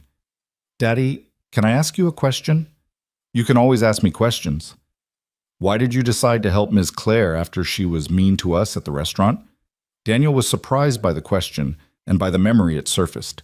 He'd almost forgotten Emma's observation that night, that Claire Vaughn's eyes were sad, even when her face wasn't. "She wasn't really mean," he said carefully. She didn't understand us. And sometimes when people don't understand something, they make mistakes." "But you helped her anyway." "I did." "Why?" Daniel thought about how to explain something so complicated to an 8-year-old, about second chances and redemption, about the way people could change when they were given the opportunity, about Sarah's voice in his head, always encouraging him toward compassion even when it was hard. "Because everyone deserves a chance to do better," he said, finally. "And because sometimes helping people isn't just about making things easier for them. It's about giving them a chance to become who they're supposed to be." Emma considered this with typical gravity. "So helping Ms. Claire helped her become a better person?" "I think so, but she did the hard work herself. I just gave her a push." "Like when you push me on the swings." Daniel smiled. "Exactly like that." They reached their building and climbed the familiar stairs, Emma's energy finally flagging after the long day. Daniel helped her get ready for bed, listening to her chatter about her presents and her friends and her plans for the summer, feeling the simple peace of ordinary moments. When she was finally settled, her new colored pencils arranged carefully on her nightstand next to the ever-present napkin swan, Daniel kissed her forehead and turned out the light. Daddy? Yes, sweetheart? I'm glad those bad men came to the restaurant. The statement startled him. Why would you say that? Because if they hadn't, you wouldn't have helped Ms. Claire, and she wouldn't have helped you build the center, and all those families wouldn't have gotten help. Emma's voice was drowsy but certain. Sometimes scary things happen so good things can come after. Mommy used to say that. Daniel's throat tightened. Your mommy was right. I know, she was always right about important stuff. He stood in the doorway for a long moment, watching his daughter drift towards sleep, her face peaceful and untroubled. She was right, he realized. Sarah had been right. The scared things had led to good things. The worst night of his life had opened doors he never could have imagined. It didn't erase the fear or the violence. It didn't make what had happened okay. But it meant something, that transformation of pain into purpose. It meant the story wasn't over yet. Daniel closed Emma's door and went to the living room window, looking out at the lights of the city. Somewhere out there, Claire Vaughn was probably doing the same thing, looking at the same lights, thinking about the same unlikely partnership, wondering how two people from such different worlds had ended up building something together. Tomorrow they would meet to discuss expansion plans. There were other neighborhoods, other communities, other families who needed the kind of help they could provide. The work was just beginning, and it would never really be finished, not as long as there were people struggling, people who deserved second chances, people who just needed someone to listen. But that was tomorrow. Tonight, there was only this: an apartment in Queens, a daughter sleeping safely in her bed, and a man who had learned that strength wasn't about winning fights. It was about showing up, day after day, doing the work that mattered, being present for the people who needed you. Daniel Brooks sat in the quiet of his small apartment, surrounded by everything he loved, and felt something he hadn't felt in a very long time: hope. The summer arrived with a ferocity that turned the city into a shimmering oven, heat rising from the pavement in visible waves that made the world look slightly unreal. Daniel had grown accustomed to the rhythm of long days, construction work in the morning, foundation business in the afternoon, evenings spent with Emma doing homework or watching movies or just sitting together in the relative cool of their small apartment with the window unit straining against the heat. The Second Chance initiative had grown beyond anything he'd imagined possible. What had started as a single-job training center in Queens had expanded to 3 locations across the city, each one tailored to its specific community's needs. The Brooklyn Center focused on technology skills and remote work opportunities. The Bronx location specialized in healthcare certification programs. And the original Queens facility had become a model for the others, a proof of concept that attracted attention from organizations across the country. Claire had thrown herself into the work with the same intensity she'd once reserved for building her tech empire. But it was different now. Daniel could see it in the way she interacted with program participants, the way she listened more than she talked, the way she'd learned to measure success, not in metrics and returns, but in individual stories of transformation. We have a problem, Claire said, walking into Daniel's office at the Queens Center one afternoon in late July. She'd stopped announcing herself months ago, their partnership having evolved into something that required no formality. The Bronx location is running out of space. We have a waiting list of over 200 people for the nursing certification program alone. Daniel looked up from the paperwork he'd been reviewing. Grant applications mostly, the foundation's attempts to diversify funding beyond Claire's personal contributions. That's a good problem to have. It's still a problem. We promise these people opportunities. If they're waiting 6 months for a slot, some of them will give up, go back to situations they were trying to escape. Claire dropped into the chair across from his desk, her frustration evident. I found a building, an old warehouse about 3 blocks from the current location. The owner is willing to sell. How much? $4 million, plus another 2 for renovations. I can cover it, but that's not sustainable. Daniel set down his pen. We've talked about this. The foundation needs to be able to function without your checkbook. What happens if something changes? What happens if I'm not around anymore? Claire's voice was quiet. I've been thinking about that too. Something in her tone made Daniel pause. Is something wrong? Health-wise? No, nothing like that. She sighed, running a hand through her hair. The board finally accepted my resignation last week. I'm officially no longer the CEO of Vaughn Tech, and the transition has been complicated. Complicated how? My successor has different priorities. The company is moving in directions I'm not sure I agree with. And there are people, former colleagues, board members, who think I've lost my mind, who think this, she gestured at the center around them, is some kind of breakdown. A billionaire playing at philanthropy because she couldn't handle the real work anymore. Daniel studied her carefully. In the months they'd worked together, he'd come to know Claire Vaughn in ways that went beyond her public persona. He knew she was harder on herself than anyone else could be. He knew she measured her worth in terms of productivity and impact, and that learning to value slower, quieter forms of success had been one of the hardest things she'd ever done. He knew she was lonely, despite being surrounded by people, and that the vulnerability she'd shown him after the robbery had never fully retreated back behind her professional armor. "Do you believe them?" he asked. "The people who say you've lost your mind?" "Some days." She managed a small smile. "But then I come here and I see what we're building, and I think, this is the sanest thing I've ever done. This is the only thing I've done that actually matters." "Then that's what matters. What other people think is their problem." "You make it sound so simple." "It is simple. Not easy, but simple." Daniel stood and walked to the window, looking out at the street below where a group of kids from the after-school program were playing basketball on the small court they'd installed in the parking lot. "When I left the military, I had people who thought I was crazy too. Men I'd served with who couldn't understand why I'd walk away from a career, from everything I'd trained for. They thought I was having some kind of crisis." "What did you tell them?" "Nothing. I didn't owe them an explanation. I knew what I needed to do, and I did it." He turned back to face her. "You don't owe anyone an explanation either, Claire. You made a choice. You're building something real. That's enough." She was quiet for a moment, absorbing his words. Then she nodded slowly. "The building in the Bronx. I want to move forward with it, not with my personal funds. I want to try the grant route first. The community development funding we've been exploring. If we can make this work without relying on my checkbook, it proves the model is sustainable." "That could take months." "I know, but you were right about what you said before. This has to be bigger than me. It has to be able to survive without my money, or it'll never really be permanent." Daniel felt a surge of respect for her. It wasn't easy for someone like Claire Vaughn to relinquish control, to trust in slower processes when she had the resources to simply make things happen. The fact that she was willing to try spoke to how much she'd changed. "I'll reach out to our contacts at the Community Development Office," he said. "And there's a foundation upstate that's been interested in our model. Maybe we can put together a consortium of funders.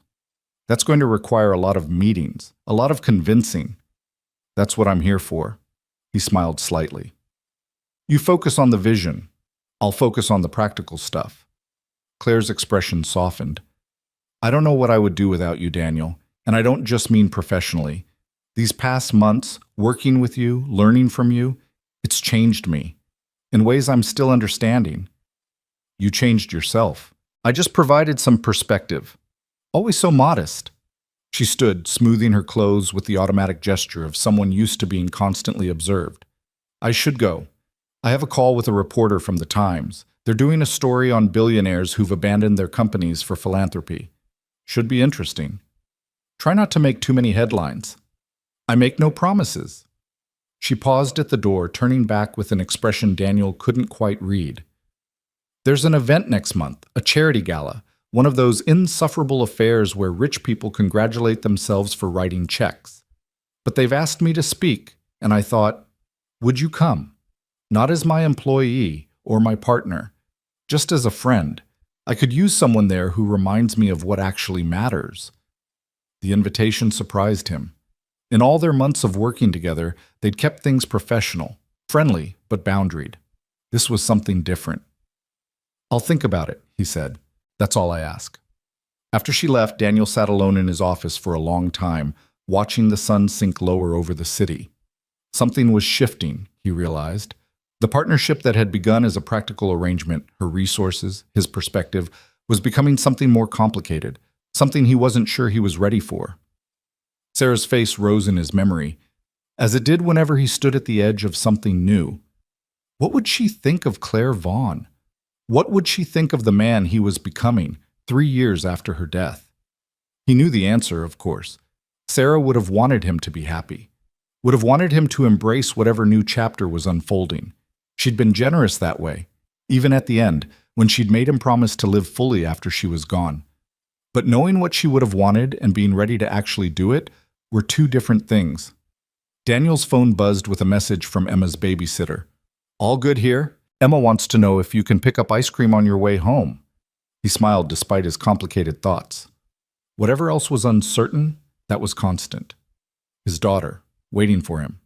The simple pleasures of ice cream on a summer evening. He gathered his things and headed out into the heat, leaving the bigger questions for another day. The call came at 3 in the morning, shattering the stillness of Daniel's apartment with its insistent ring. He was awake instantly. Years of training and parenthood had made him a light sleeper, and grabbed the phone before the second ring could wake Emma. "Hello?" "Daniel." Claire's voice was strained, tight with something that might have been fear. "I'm sorry to call so late. Something's happened." He was already moving, pulling on clothes, his body responding to the urgency in her voice before his mind fully caught up. "What is it?" "There's been a fire at the Bronx Center." She paused, and he heard her take a shaky breath. "They think it was arson." The word hit him like a physical blow. "Is anyone hurt?" The building was empty. "We got lucky. The night security guard had stepped out to get coffee. But Daniel, the building is destroyed. Everything we built there, the computers, the training materials, everything, it's gone." He sank onto the edge of his bed, processing. The Bronx Center. 200 people on the waiting list, countless more who'd already completed programs and changed their lives. All the work, all the progress, reduced to ashes. Who would do this? The fire investigators are still working, but Claire's voice caught. There were messages, painted on the side of the building before they set the fire. "Go back to your ivory tower and not your neighborhood." Daniel closed his eyes. He'd been worried about this from the beginning, the risk of being seen as outsiders, wealthy do-gooders, imposing their vision on communities they didn't belong to. They'd tried to be careful, to involve local residents in every decision, to make the centers feel like community spaces rather than charitable interventions. But clearly someone felt differently. "Where are you now?" "At the site. I came as soon as I heard. The fire's out, but Daniel, you should see it. There's nothing left." "I'll be there in an hour." "You don't have to. I'll be there in an hour." He called Mrs. Okonkwo, who answered on the first ring with the alertness of someone who'd lived long enough to know that late-night calls meant trouble. She agreed to come watch Emma without hesitation, arriving at his door 10 minutes later in her housecoat and slippers. "Go," she said, taking in his expression with worried eyes. "Do what you need to do. Emma will be fine with me." "Thank you. I don't know when I'll be back." "You'll be back when you're back. That's how these things work." The taxi ride to the Bronx was interminable, the city seeming endless at this hour when the streets were empty and the traffic lights changed for no one. Daniel watched the neighborhoods flow past, the shifting landscape of New York, from the working-class streets of Queens through the industrial zones and into the Bronx, where the air already smelled of smoke long before they reached the site. What he found there was worse than he'd imagined. The building that had housed their center was a blackened shell, walls crumbling, windows blown out, everything inside consumed by flames that had burned hot enough to warp the metal support beams. Fire trucks were still on scene, their crews packing up equipment, and police cars created a perimeter that kept the growing crowd of onlookers at bay. Claire stood just outside the perimeter, wrapped in a coat despite the summer night's warmth, her face lit by the emergency lights in a way that made her look older, more fragile. When she saw Daniel approaching, something in her expression cracked. "I did this," she said before he could speak. "I pushed too hard, expanded too fast. I didn't listen when people said we were moving into neighborhoods where we weren't wanted. I thought if we did good work, that would be enough, that results would speak for themselves. This isn't your fault, isn't it? We came in here with our money and our programs and our certainty that we knew how to help. We didn't stop to ask if people wanted our help. We just assumed..." "Stop." Daniel's voice was firm enough to cut through her spiral. "I was here for every decision we made, Every community meeting, every outreach effort, we didn't force ourselves on anyone. The programs at this center changed lives, real families. And now it's gone. The building is gone. The work isn't. He turned to face the wreckage, forcing himself to really look at it, the destruction, the loss, the violence of it. Whoever did this wanted to send a message. They wanted us to give up, to go away. They wanted us to see this and decide it wasn't worth the fight. Maybe they're right. Maybe we should what? Abandon every family who's counting on us? Tell the single mother who just finished her nursing certification that, sorry, someone burned down our building so she's on her own now? Tell the father of 3 who's about to start a new job because of our training program that we've decided to quit? Claire was silent. This is hard, Daniel continued, his voice softer now. It hurts. And it's okay to feel that. But feeling it doesn't mean we stop. It means we figure out what comes next. I don't know what comes next. For the first time in my life, I don't have a plan. Then we make one. Together. The fire investigator approached them, a tired-looking woman with soot on her uniform and sympathy in her eyes. Ms. Vaughn, we've completed our preliminary assessment. The fire was definitely set deliberately, multiple points of origin. We found accelerant residue, looks like gasoline. Whoever did this knew what they were doing. Any suspects? Not yet. The messages painted on the building suggest it was someone from the neighborhood, someone who saw your organization as unwelcome, but we'll need to investigate further. She handed Claire a card. I'll be in touch as soon as we know more. After she left, Daniel and Claire stood in silence, watching the first gray light of dawn appear on the horizon. The crowd of onlookers had grown. Neighborhood residents, many of them people Daniel recognized from the center's programs, their faces a mixture of shock and grief and anger.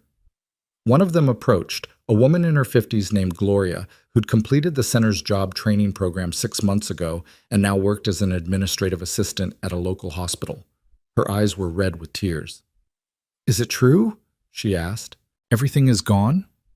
The building is, Daniel said, but the programs will continue. We'll find a new space. We'll rebuild. How? This took years to build. All the equipment, the materials, We'll figure it out. He said it with more confidence than he felt. The community built this place once. It can build it again. Gloria looked at him for a long moment, then at Claire, then back at the smoldering ruins. There are people saying this is what you deserved. Outsiders coming in, trying to change things. They say you don't belong here. What do you say? I say I have a job for the first time in 12 years because of this center. I say my son is in college because of the scholarship fund you started. I say there are families in this neighborhood eating dinner tonight because of the programs you built. Her voice hardened with determination. Whoever did this doesn't speak for all of us. Doesn't speak for most of us. Thank you, Gloria. Don't thank me. Just don't give up. She turned and walked back toward the crowd, and Daniel saw her begin talking to others, saw the conversations rippling outward, saw something like resolve beginning to form in the faces of the gathered residents. She's right, Claire said quietly. We can't give up. No. But we need to be smarter about how we move forward. We need to understand why this happened, not just who did it, but what we could have done differently to prevent it. Daniel nodded. Community meeting. As soon as possible. Everyone who's been part of our programs, everyone who lives in the neighborhood, everyone who has an opinion. We listen before we act. And in the meantime? In the meantime, we keep the other centers running. We reach out to the families who are depending on this location and make sure they have alternatives. We don't let one act of violence undo everything. The sun had fully risen now, painting the destroyed building in harsh daylight that made the damage even more stark. But it also illuminated the crowd of residents who'd gathered, not just to gawk, but to grieve, to process, to figure out what came next. This was their community too, their loss as much as Claire's or Daniel's. And in their faces, Daniel saw something that gave him hope. Not defeat, but determination. The stubborn human refusal to let destruction have the final word. Let's get to work, he said. The community meeting took place 3 days later in the gymnasium of a local high school that had volunteered its space. Daniel had expected maybe 50 people to show up. Instead, the gym was packed with nearly 300, families from the program, neighborhood residents, local business owners, teachers, and social workers and community organizers who'd heard about the fire and wanted to help. Claire stood at the front of the room looking more nervous than Daniel had ever seen her. Public speaking was nothing new for her. She'd addressed shareholders and industry conferences and congressional committees. But this was different. This was real people, with real stakes, asking her to justify her presence in their community. "I'm not going to stand here and tell you I have all the answers," she began, her voice carrying clearly through the gym's acoustics. "Because I don't. What happened 3 nights ago was devastating.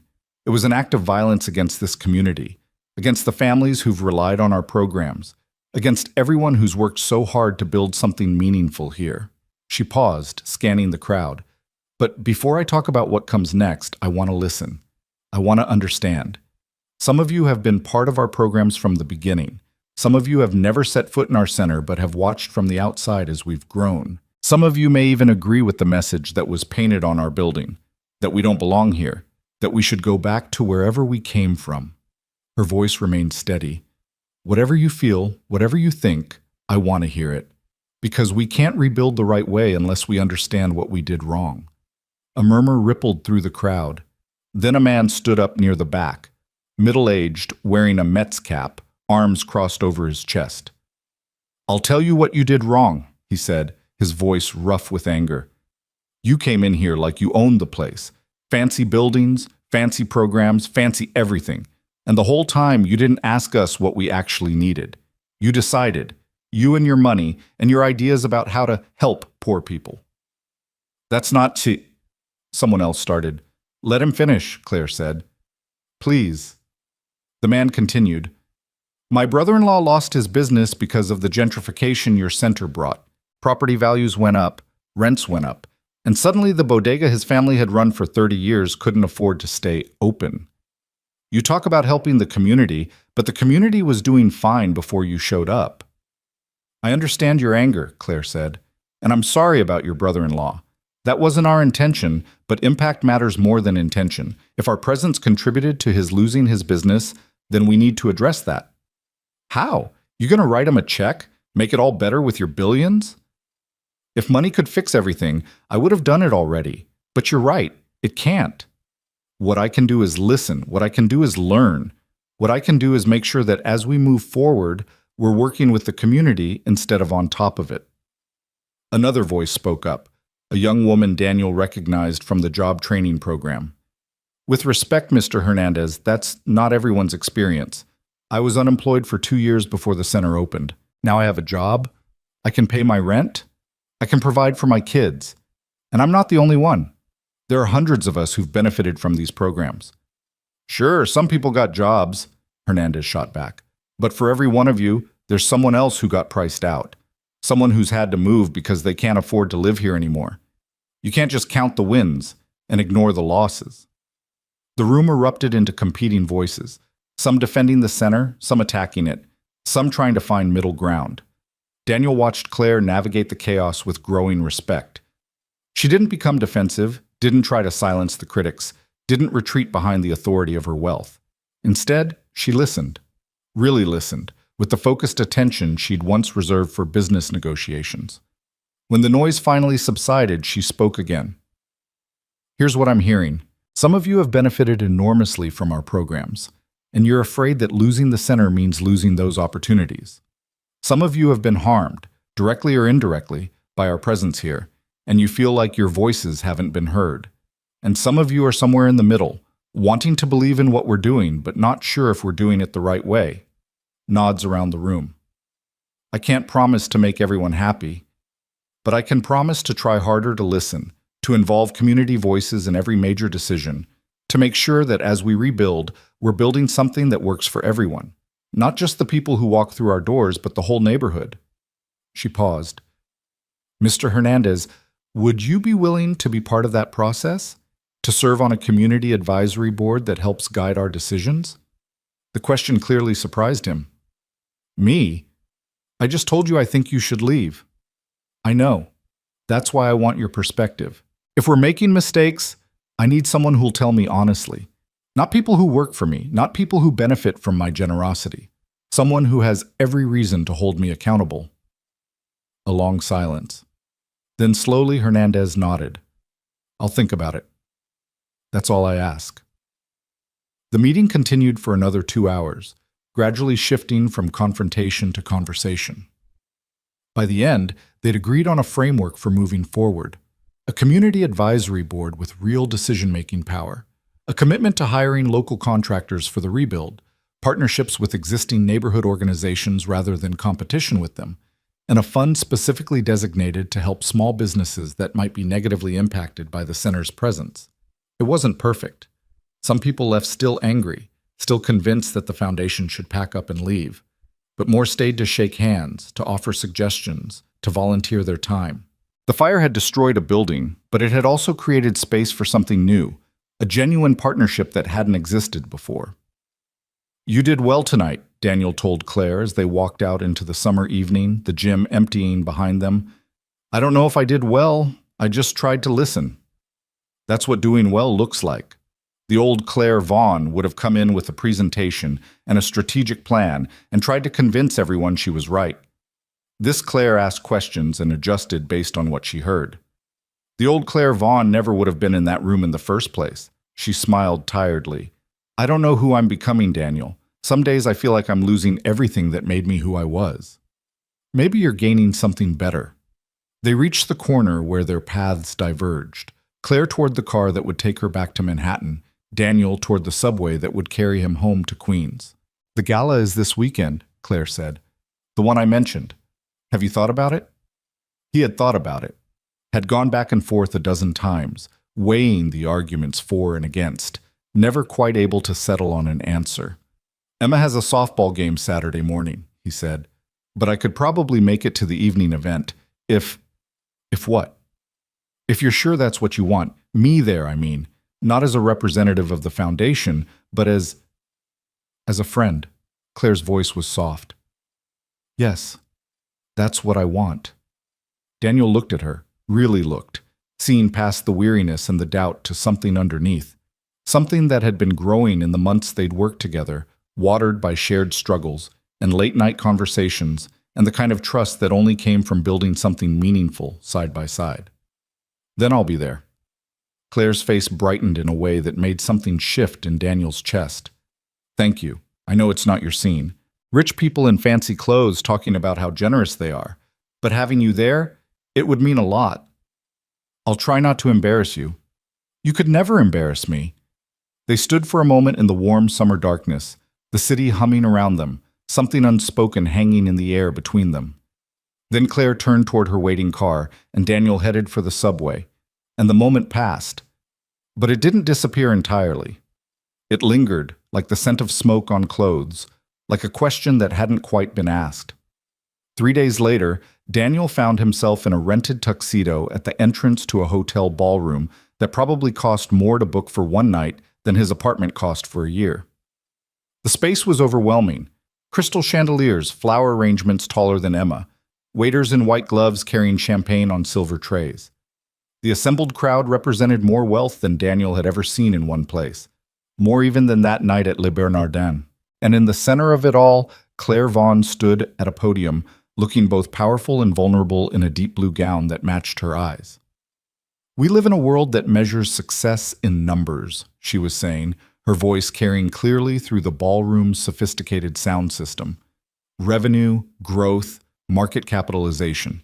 I spent 20 years believing those numbers were everything, building a company that excelled at them, feeling like every upward tick of the stock price was validation of my choices, my worth, my value as a human being. The room was silent, rapt. This wasn't the speech they'd expected, not the usual gala fare of self-congratulation and appeals for donations. 6 months ago, I stood in a restaurant surrounded by some of the wealthiest people in New York. And when violence came, when real danger appeared, not one of those numbers meant anything. Not one of my achievements mattered. What mattered was that a single father in a worn jacket stood up when everyone else, including me, stayed down. She paused, finding Daniel in the crowd. That man taught me something that I'm still learning, that real strength isn't measured in billions. It isn't measured in market share or quarterly returns. Real strength is measured in what you're willing to risk for other people. And how you show up when showing up is hard. Daniel felt the weight of hundreds of eyes turning toward him and wanted nothing more than to disappear into the crowd. But Claire's gaze held him in place, and he saw something in her expression that kept him from fleeing. "I'm not here tonight to ask for your money," Claire continued, turning back to the crowd. "I have plenty of that. I'm here to ask for something harder. I'm asking you to care about something beyond your own success, to see the world beyond your gated communities and your summer homes and your portfolio diversification strategies, to understand that the systems that made us wealthy have left millions of people behind, and that we have an obligation, not just as philanthropists but as human beings, to do something about it." She spoke for another 20 minutes, detailing the work of the Second Chance Initiative, the fire that had destroyed their Bronx Center, the community meeting that had followed, the rebuilding that was now underway. She spoke without notes, without polish, with the raw honesty of someone who had stopped caring about what people thought and started caring about what actually mattered. When she finished, the applause was scattered at first, uncertain, as if the audience wasn't sure whether they'd just been inspired or insulted. Then it grew, building into something genuine, something that felt like recognition of truth rather than mere politeness. Daniel watched Claire step down from the podium and be immediately surrounded by people wanting to talk, wanting to congratulate, wanting to be seen in proximity to her passion. He stayed at the edge of the room, nursing a glass of champagne he hadn't touched, wondering what he was doing here among the glittering elite of Manhattan. "You're Daniel Brooks." He turned to find a man about his age, silver hair, expensive suit, the confident bearing of someone who'd never doubted his place in the world. "I'm sorry, do we—" "Marcus Reeves. I'm on the board of Claire's company. Former company, I suppose." The man's smile was practiced, professional. "She talks about you constantly, you know, the hero of Le Bernardin, the man who changed everything." "She gives me too much credit." "Does she? Because from what I understand, you've been instrumental in building this foundation of hers. The community engagement strategies, the program designs. Claire says most of it came from you. We work together. It's a partnership." Reeves sipped his champagne, studying Daniel with eyes that calculated everything. "You know, when Claire first started pulling back from the company, we thought it was temporary, a crisis of conscience, a midlife awakening, whatever you want to call it. We expected her to snap out of it, return to the real work." "This is real work." "Is it? Forgive me, but job training centers and after-school programs, these are the kinds of projects companies use for PR. Tax write-offs and photo opportunities. The real work, the work that actually changes the world, happens in boardrooms and markets and the corridors of power." Daniel felt his jaw tighten. "With respect, Mr. Reeves, I've seen the work that happens in boardrooms. It creates wealth for people who already have plenty and leaves everyone else fighting for scraps. What we're building, what Claire is building, actually helps people, individual people, with names and faces, and families who depend on them. Very noble. But is it scalable? Is it sustainable? Can it survive without Claire's billions funding it? We're working on that. And when you fail? When the money runs out and the programs close, and all those individual people you've helped are right back where they started, what then?" Daniel wanted to argue, to defend everything they'd built, but something in Reeves's tone made him pause. The questions weren't entirely unfair. They were, in fact, questions he and Claire had asked themselves many times. "Then we'll have tried," he said finally. "We'll have done something instead of nothing, and that has to count for something." Reeves looked at him for a long moment, then nodded slowly. "You really believe that, don't you? It's not just a line you're selling." "I don't sell anything. I just try to help where I can." "Fascinating." Reeves finished his champagne and set the glass on a passing waiter's tray. "For what it's worth, Mr. Brooks, I hope you succeed. I think Claire has gone off the deep end. I think this whole enterprise is a fool's errand, and I think she'll eventually come to her senses and return to the business world where she belongs. But I hope I'm wrong. The world could use more true believers." He walked away, leaving Daniel standing alone in the crowd, wondering if he'd just been insulted or complimented. "Don't mind Marcus?" Claire appeared at his elbow, looking flushed and slightly overwhelmed from the crush of attention. "He's been trying to convince me I'm having a breakdown for the past 6 months. He can't understand why anyone would choose purpose over profit." "Maybe he has a point. About sustainability, at least. Claire looked at him sharply. You don't really believe that. I believe we have to prove we can survive without your checkbook. I believe the fire showed us how fragile everything we've built really is, and I believe— He stopped, unsure how to say what he was thinking. Believe what? Daniel took a breath. I believe you deserve to be doing this for the right reasons, not because of guilt over the robbery, not because you're trying to prove something to the board members who think you've lost your mind, because it's what you actually want to do with your life. Claire was quiet for a long moment. The party swirled around them, champagne and laughter, and the clink of expensive jewelry, but it felt distant, irrelevant.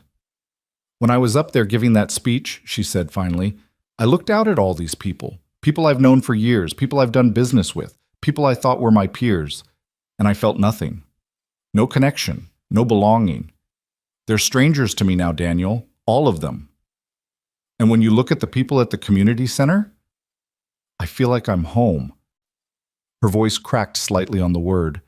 I know that sounds ridiculous, a billionaire feeling at home in a job training center in Queens. But it's true. When I'm there, when I'm talking to Gloria or helping someone with their resume or just sitting in your office going over grant applications, that's when I feel like myself. Like the self I was supposed to be before I got lost in all of this. She gestured at the ballroom around them, the glittering trap of wealth and status. Then keep doing it, Daniel said. Keep showing up. Let Marcus Reeves think whatever he wants. Let the whole world think you've lost your mind. The people who matter, the people whose lives you're actually changing, they know the truth. Claire looked at him with an expression he couldn't quite read. You really believe in me, don't you? Even after everything, the way I looked at you that first night, the assumptions I made, all of it, you still believe I can be different. I believe everyone can be different. That's the whole point of what we're doing. She reached out and touched his arm, a simple gesture that felt anything but simple. Thank you, Daniel. For everything, for saving my life, for challenging me, for helping me build something that matters. I don't know where I'd be without you. You'd be somewhere, just maybe not here, Claire laughed. A real laugh, warm and unguarded. Maybe not. But I'm glad I'm here, even with Marcus Reeves and his skepticism, even with all of this. She glanced around the ballroom. I should get back to working the room, lots of potential donors to cultivate. Go. I'll be fine. She hesitated, something unspoken hanging between them again. Then she squeezed his arm once and walked back into the crowd, leaving Daniel alone with his untouched champagne and his complicated thoughts. He stayed another hour, watching Claire work the room, watching her gradually shed the vulnerability she'd shown him and put on the armor she needed to navigate these waters. She was good at it, charming, persuasive, able to make each person feel like the only one who mattered. But he could see the effort it cost her, the way her smile flickered slightly when she thought no one was looking. When the clock struck 11, he slipped out without saying goodbye. The streets of Manhattan were alive with summer nightlife, couples and tourists, and the endless energy of a city that never really slept. He walked toward the subway station, loosening his tie, breathing in air that smelled of exhaust and garbage and possibility. His phone buzzed, a text from Claire. I saw you leave. Thank you for coming. It meant more than you know. He typed back, Good speech. You surprised them. Her response came quickly. I surprised myself. Good night, Daniel. Good night, Claire. He descended into the subway, let the train carry him back to Queens, back to his daughter, and his small apartment, and the life he'd built from the ashes of everything he'd lost. The gala already felt like a dream, something that had happened to someone else in some other reality. But Claire's face stayed with him, the vulnerability behind her eyes, the warmth of her touch on his arm, the way she'd said home when she talked about the work they were doing together.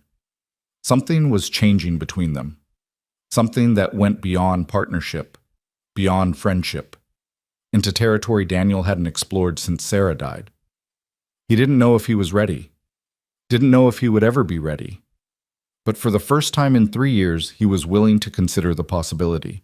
The autumn arrived with a gentleness that felt almost apologetic, as if the season itself understood that the city needed softening after the brutal summer. Leaves turned gold and red in the parks, and the air carried that particular crispness that made New York feel like the center of the world, full of possibility, full of change, full of the kind of energy that could transform anything into something new. The rebuilt Bronx Center opened on the first Saturday of October, and Daniel stood at the entrance watching families stream through doors that hadn't existed 3 months ago. The new building was different from the original. More windows, more community spaces, a rooftop garden that the neighborhood kids had helped design. On the wall near the entrance hung a plaque that read, "Built by the community, for the community, rising from ashes to opportunity." Mr. Hernandez had suggested the wording. He'd become one of the most active members of the Community Advisory Board, his skepticism transforming into a fierce protectiveness of the center's mission. His brother-in-law's bodega had reopened 2 blocks away, helped by a small business support fund that the foundation had created specifically to address concerns about gentrification. "Not bad," Hernandez said, appearing at Daniel's elbow with 2 cups of coffee. He handed one over. "For a bunch of outsiders, you did okay." "We had help." "Yeah, you did." Hernandez watched a young mother guide her toddler toward the childcare area, her expression one of barely contained relief. "My niece is signing up for the nursing program, says she wants to be like Gloria, someone who turned her life around. Gloria's a good role model. Better than most celebrities, that's for sure." Hernandez sipped his coffee. "Listen, Brooks, I owe you an apology. When I stood up at that meeting and said you should leave, I meant it. I really thought you were just another rich person playing games with poor people's lives. You had good reasons to think that." "Maybe, but I was wrong. What you and Ms. Vaughn have built here, it's real. It's not perfect, but it's real, and that matters." Daniel didn't know what to say. The approval of someone like Hernandez, someone who'd started as an adversary and become an ally, meant more than any headline or award. "Thank you," he said finally. "That means a lot. Don't get sentimental on me." But Hernandez was smiling. "Come on, they're about to cut the ribbon. You should be up there." The ribbon-cutting ceremony was brief and informal, nothing like the corporate events Daniel had glimpsed in Claire's world. Local officials said a few words, community members shared their stories, and then a group of children from the after-school program did the honors, their small hands gripping oversized scissors as cameras flashed. Claire stood to the side, deliberately out of the spotlight. She'd insisted that this event be about the community, not about her. But Daniel caught her eye across the crowd, and the smile she gave him was radiant, full of a joy he'd rarely seen from her, untainted by the complicated emotions that usually shadowed her expressions. After the ceremony, as the crowd dispersed into the building to explore the new facilities, Claire made her way to where Daniel stood. "We did it," she said. "The community did it. We just helped." "Always so modest." She bumped his shoulder with hers, a casual gesture that would have been unthinkable from the Claire Vaughn he'd first met. "Can't you just accept a win?" "I'm accepting it. I'm just being accurate about who deserves the credit." They walked through the building together, stopping to talk with families and staff, admiring the details that made this center different from what had come before. Everything had been designed with community input. The layout, the colors, even the furniture had been chosen by a committee of neighborhood residents. "I've been thinking," Claire said as they climbed the stairs to the rooftop garden, "about what comes next." "There's always a next with you." "Is that a complaint?" "It's an observation." Daniel pushed open the door to the roof, and they stepped out into the October sunshine. The garden was still young, plants in their first season, soil freshly turned, but the potential was obvious. In a few years, this would be a green oasis in the middle of the Bronx. "The foundation is sustainable now," Claire continued. "We have diverse funding, strong community partnerships, programs that work. It doesn't need me anymore. Not like it did." Something cold settled in Daniel's chest. "What are you saying?" "I'm saying I've been thinking about what I want. Not what the foundation needs, not what the board expects, not what the world thinks I should do. What I actually want." "And what's that?" Claire walked to the edge of the roof, looking out over the neighborhood that had become so familiar to both of them. The streets where they'd held community meetings, the blocks where they'd gone door to door listening to residents' concerns, the corner where the original center had burned and risen again. "I want to build something smaller," she said, "more personal. I want to actually know the people I'm helping, not just read about them in reports. I want—" She turned to face him. "I want a life, Daniel. A real life." Not just work and impact metrics and board meetings. Something that feels like it belongs to me. What would that look like? I don't know yet. Maybe a single center, somewhere I can be present every day. Maybe something completely different. Maybe... She stopped, something shifting in her expression. Maybe it depends on other people, on whether certain possibilities are open to me. The air between them felt charged, heavy with things unsaid. Daniel knew what she was asking, even if she couldn't quite bring herself to ask it directly. Claire, you don't have to say anything. Her voice was quick, defensive. I know you have Emma to think about, and Sarah's memory, and I'm not trying to... Claire. He said her name more firmly this time, and she fell silent. Can I tell you something? She nodded, her eyes wide with something that looked like fear. When Sarah was dying, she made me promise to live. Really live, not just survive. She said she didn't want me to spend the rest of my life treating her memory like a prison. Daniel took a breath. For 3 years, I've been trying to figure out what that means. How to honor her while still moving forward.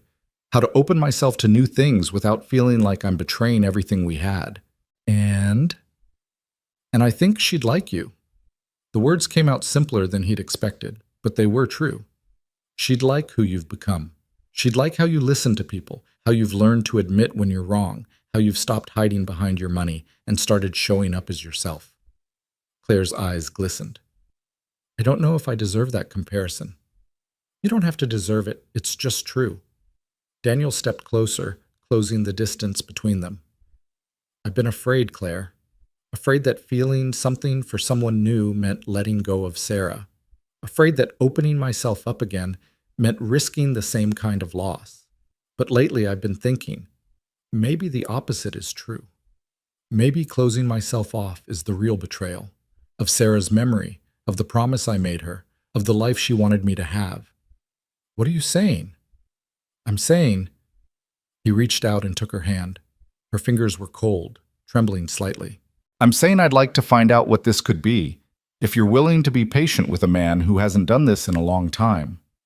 Claire stared at him, and Daniel watched the progression of emotions across her face, surprise, hope, joy, and something that looked like relief, as if she'd been holding her breath for months and could finally exhale. I'm willing, she said. I'm willing to be patient, to go slow, to figure this out together. Whatever you need, whatever pace feels right, I'm in. Even though I'm a construction worker from Queens, even though I can't take you to galas or keep up with your old life, my old life is over. She squeezed his hand. The new one is what matters. And the new one includes you. They stood there on the rooftop, hands intertwined, the sounds of the celebration drifting up from below.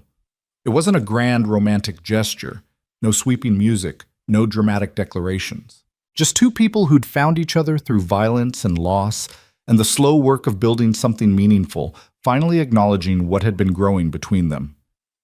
Emma's going to have opinions about this, Daniel said after a moment. Claire laughed. I would expect nothing less. She'll probably interrogate you, ask about your intentions. She's very protective. I can handle an interrogation. I've faced congressional committees. Congressional committees are easier than an 8-year-old who thinks her dad hung the moon. Then I'll have to earn her approval, show her I'm worthy of her father's trust.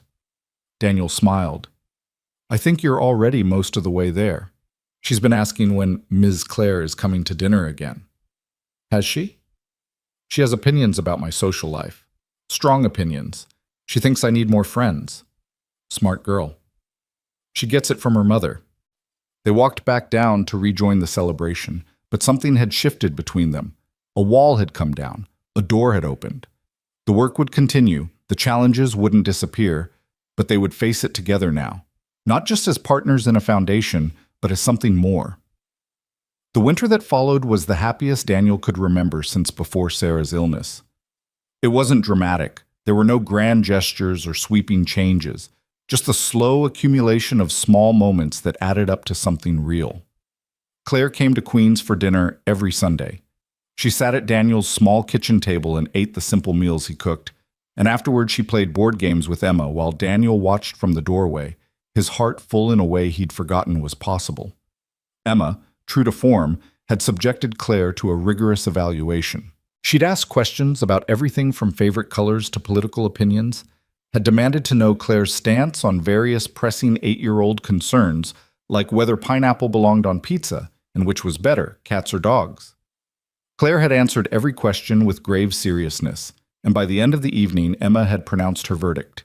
"She's okay, Daddy. You can keep her." The foundation continued to grow, but Daniel stepped back from the day-to-day operations, taking on more of an advisory role while younger staff members carried the work forward. He still went to the Queen's Center most days, still knew the families who came through the doors, but he'd learned to let go of the need to control every detail. Claire surprised everyone by moving out of her Manhattan penthouse and into a modest apartment in Brooklyn, close enough to the Foundation's offices for easy commuting but far from the glittering world she'd once inhabited. She'd sold most of her expensive belongings, keeping only what had genuine meaning, and the relief in her expression when she talked about her simpler life was unmistakable. "I didn't realize how much energy it took to maintain all of that," she told Daniel one evening as they walked through Prospect Park with Emma running ahead. "The houses, the staff, the constant management of everything. Now I just have a 2-bedroom apartment and a life that actually fits me." "Any regrets?" "Not one." "Well, maybe the personal chef. I miss having someone else cook." "I cook for you. And you're wonderful at it, but you have to admit your repertoire is limited." "I make 5 things, and I make them well." "That's a philosophy, not a limitation." Claire laughed, and the sound echoed through the autumn trees, and Daniel felt something settle in his chest. This was what Sarah had meant. This was living, not just surviving. The first anniversary of the robbery came and went with little fanfare. Daniel didn't want to commemorate it. The day itself had been terrifying, and while the aftermath had led to good things, he didn't feel the need to celebrate violence as a turning point. But Claire had other ideas. She'd arranged a small gathering at the rebuilt Bronx Center, not a party exactly, but a recognition of how far they'd all come. The families who'd been helped by the Foundation's programs shared their stories. Gloria, now a charge nurse at a local hospital, spoke about the doors that had opened for her. Hernandez talked about watching his skepticism transform into commitment. Emma read a poem she'd written about community and helping, her small voice carrying clearly through the room.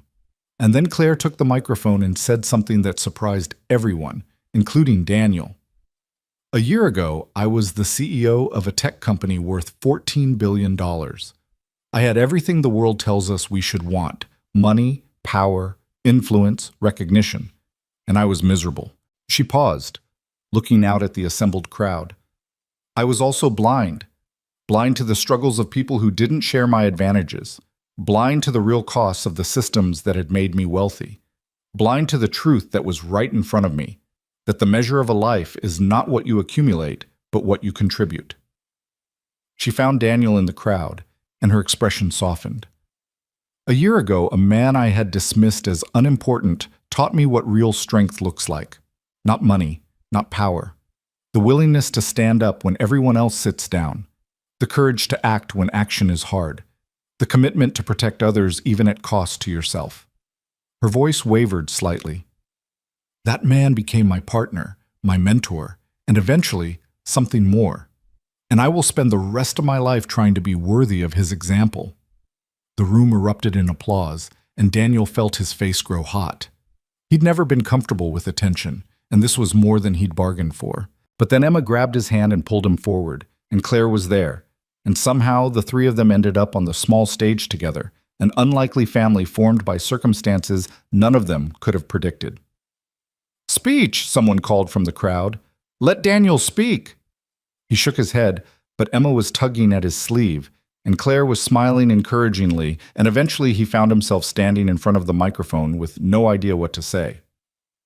"I'm not good at this," he began. "I've spent most of my life trying to be invisible, trying to do my job and go home and take care of the people I love without anyone noticing." Laughter rippled through the crowd. "But sometimes life has other plans.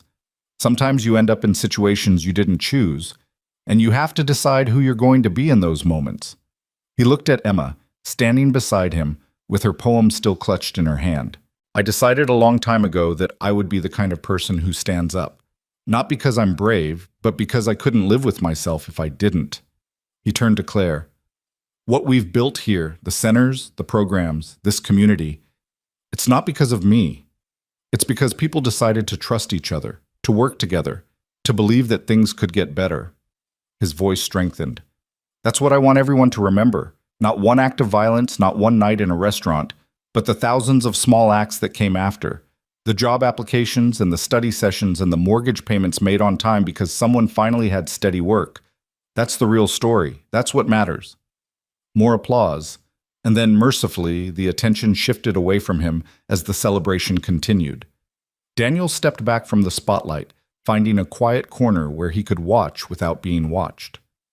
Claire found him there a few minutes later. "That was beautiful," she said. "It was terrifying. I don't know how you do that all the time." "Practice, and the knowledge that if I mess up, my publicist will spin it into something acceptable." "You don't have a publicist anymore." "One of the many benefits of my simpler life." They stood together in comfortable silence, watching the community they'd helped build celebrate itself.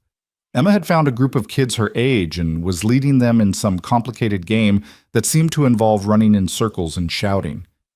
"I want to ask you something," Claire said, "and I want you to take time to think about it before you answer." Daniel turned to look at her. "That sounds serious." "It is. At least, it is to me." She took a breath. "I've been thinking about the future. Not the Foundation's future, my future, our future if there is one. And I've realized that I don't want to keep living in separate apartments, seeing each other on weekends and stolen evenings. I want more than that. I want—" She stopped, as if gathering courage. "I want to be a family, Daniel. You and me and Emma, not replacing what you had with Sarah, but building something new alongside it." The words hung in the air between them, enormous and terrifying, and exactly what Daniel had been afraid to hope for. "I'm not asking you to marry me," Claire added quickly. "Not yet. Not until you're ready. I'm just asking if you can see a future where we're together, really together, living in the same space, building a life, being there for each other every day." Daniel thought about Sarah, her face, her voice, the way she'd made him promise to live. He thought about the 3 years he'd spent grieving, the walls he'd built, the fear that had kept him isolated even as he went through the motions of moving forward. And he thought about Claire, how she'd changed, how she'd grown, how she'd become someone Sarah would have admired, not for her money or her accomplishments, but for her willingness to transform herself, to admit her mistakes, to keep showing up even when it was hard. "I can see it," he said quietly. Claire's breath caught. "You can?" "I've been seeing it for a while. I've just been afraid to say it out loud." "And now?" "Now I'm tired of being afraid." He reached out and took her hand. "Yes, Claire. Let's build something. Together." The kiss that followed was gentle, tentative. Two people who'd learned the hard way that happiness was fragile, that joy could be taken away without warning, but who'd decided to risk it anyway. When they finally pulled apart, Emma was standing a few feet away, watching them with an expression of theatrical disgust. "Gross," she announced. "Are you done being mushy? Because there's cake and I'm not allowed to have any until you come to the table." Claire laughed, wiping her eyes. "We're done being mushy. For now." "For now," Emma repeated ominously. "Daddy, you better not be mushy all the time now. It's embarrassing." "No promises," Daniel said. "Now, let's go get some cake." They walked toward the celebration together, Daniel, Claire, and Emma. An unlikely trio formed by chance and choice and the mysterious workings of fate. Around them, the community continued its celebration, unaware that anything momentous had happened. But something had. Something quiet and profound and utterly ordinary.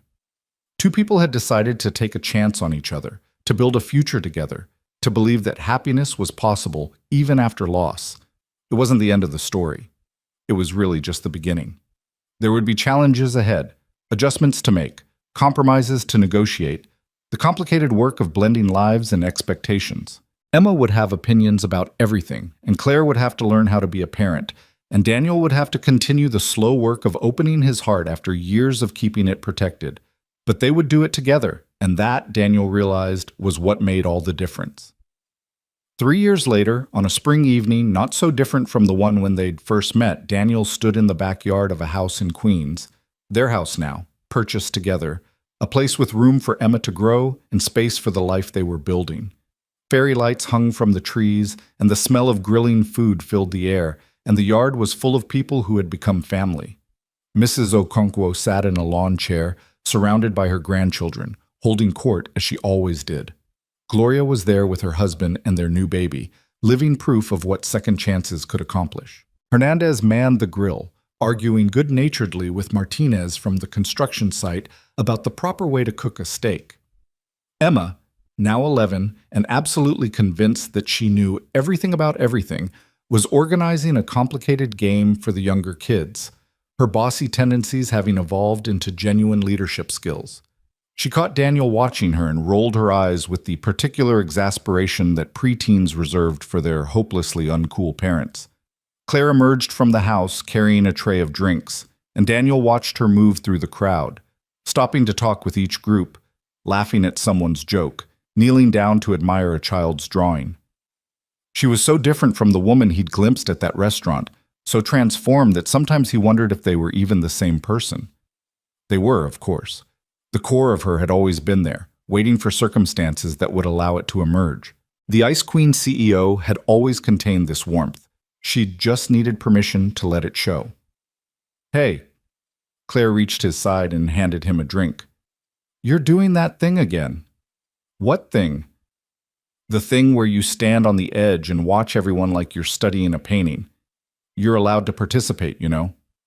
"I am participating. I'm supervising." "You're hiding." "Maybe a little." He took a sip of his drink. "I'm also thinking." "About what?" "About how different everything is from where it started. About how strange life is. How you can be in one place thinking you know how things will go, and then everything changes in a single moment." Claire leaned against his shoulder. "Are you talking about the robbery?"